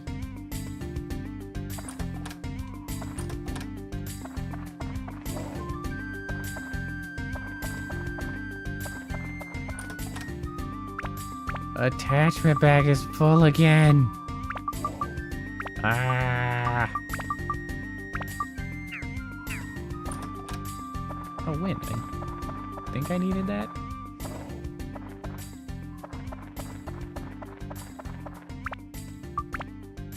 Well, let me see if I needed that. You right? Filled up. Oh, actually, I have enough. once this levels up. It was going for 30. That's what it was going for. I'm just going to put that on there anyway.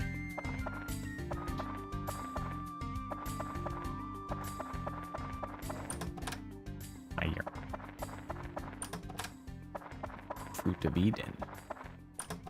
Fluffy donut.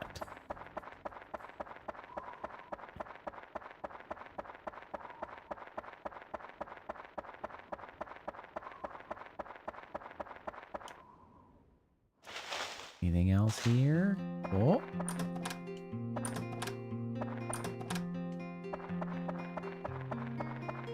You know, I've really been camping on these power-up powders, thinking that someday I'll need them. And I should probably just use them. I have a shit ton.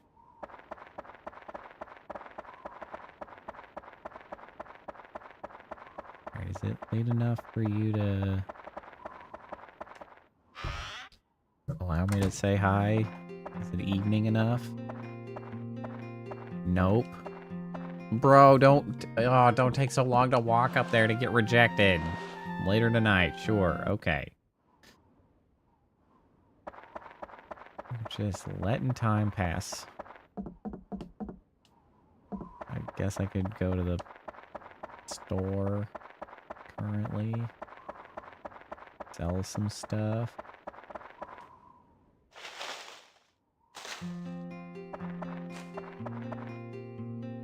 Just passing the time.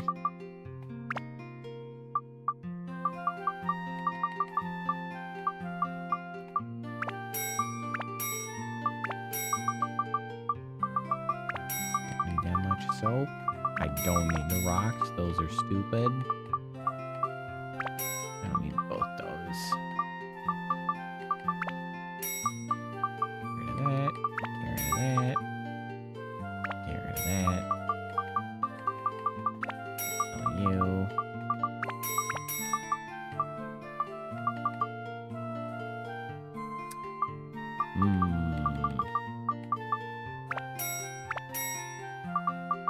Turn a couple more of those into bullion. Oh, hold on. I forgot. Okay, here we go. We can sell some of these too.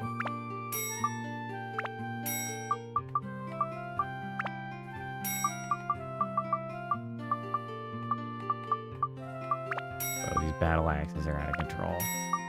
I have so much money now. So much money now.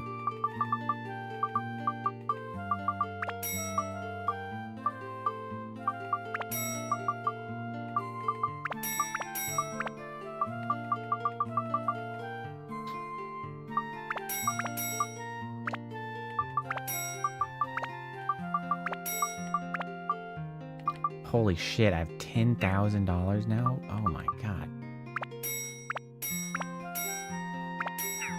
What am I gonna do with all this money? Oh, it's out of control. Who's the guy that told me I could use his house for storage? He's the old guy. Where did the old guy live? Okay, we have reached nighttime. So you know what? Before we go do any storage, let's go check in with the chief, since apparently that is limited in time.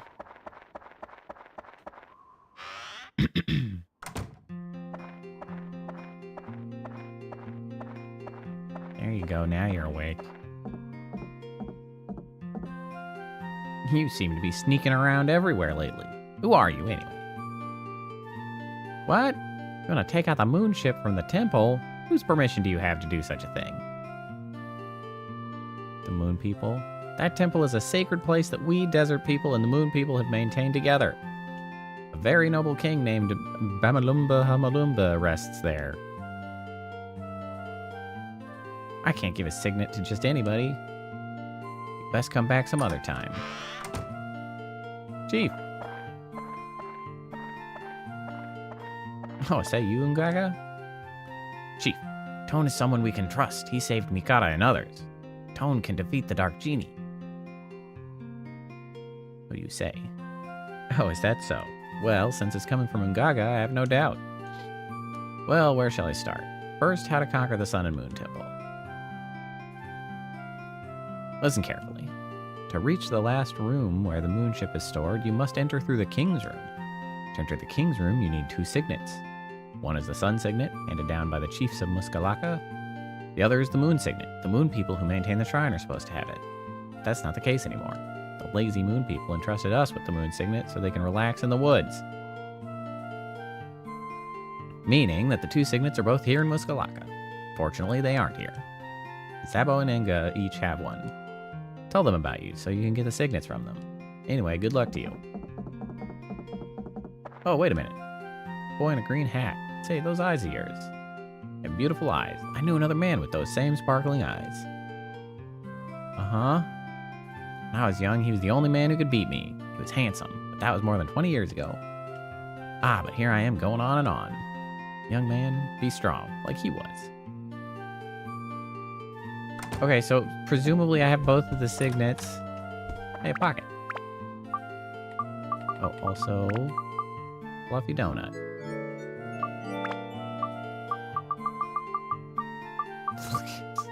Oh, what? Hey, more inventory space.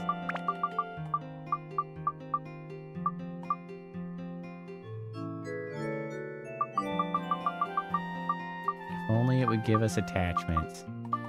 Attachment space, I should say. That's what I truly want. I got a lot of premium chicken.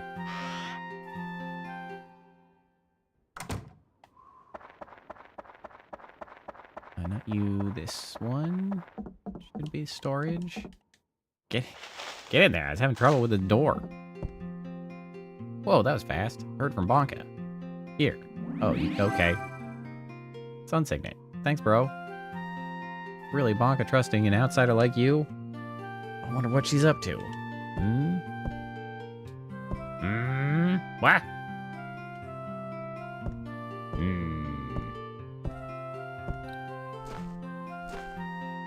Ah, now I know. You look exactly the same as... Yep, I'm sure you'll be able to stand up to even that genie. Good luck to you. I forgot his I'm old voice. Oh well. Check in some items.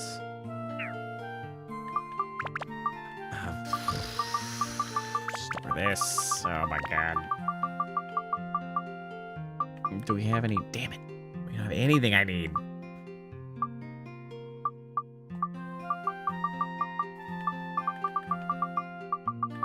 Well, I guess I'll just store a bunch of gold.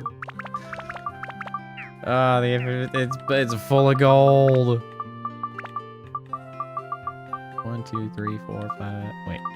5, so that's 7, 12, 15. 15,000 gold stashed in my stash, and then another 6 stashed in my inventory, and another 6,500 on my person. So it's what? 27,000 gold? I'm rich!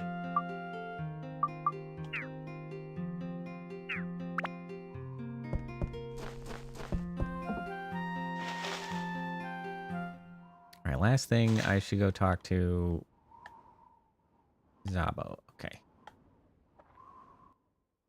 Get the 2 signets at least. Ah, there you are. I heard it from the chief. This is the moon signet. Don't lose it. Sun and Moon Temple is dangerous lately. Be careful. Job's done. Alright, now I at least have those prepped for next time. That'll be that for today. Honestly, I got quite a bit further than I thought. That should wrap up this town and dungeon. Next time I'll need to reorder the town so that I'm meeting all of the requests. And then just beat that dungeon. And then I don't know what will be after. Probably like one more dungeon. Hopefully just the one more. We'll see. Alright, but that's going to be that for today. Thanks all for hanging out, coming by. I should be back on Thursday to continue our Dark Cloud adventures. Who knows? Maybe there's not as much left as I think. Maybe we can finish it this week. Thursday and Friday, Saturday rather. Maybe. Well, that's that for today. I hope everybody has a good night. I hope everybody has a good rest of your week. And hopefully I'll see you next time. Bye.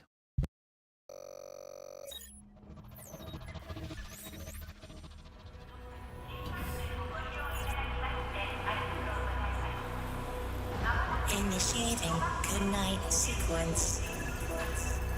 Dispersing appropriate dosage of compound 347. Initiating phase 1 of memory calibration. This won't hurt a bit. Just close your eyes.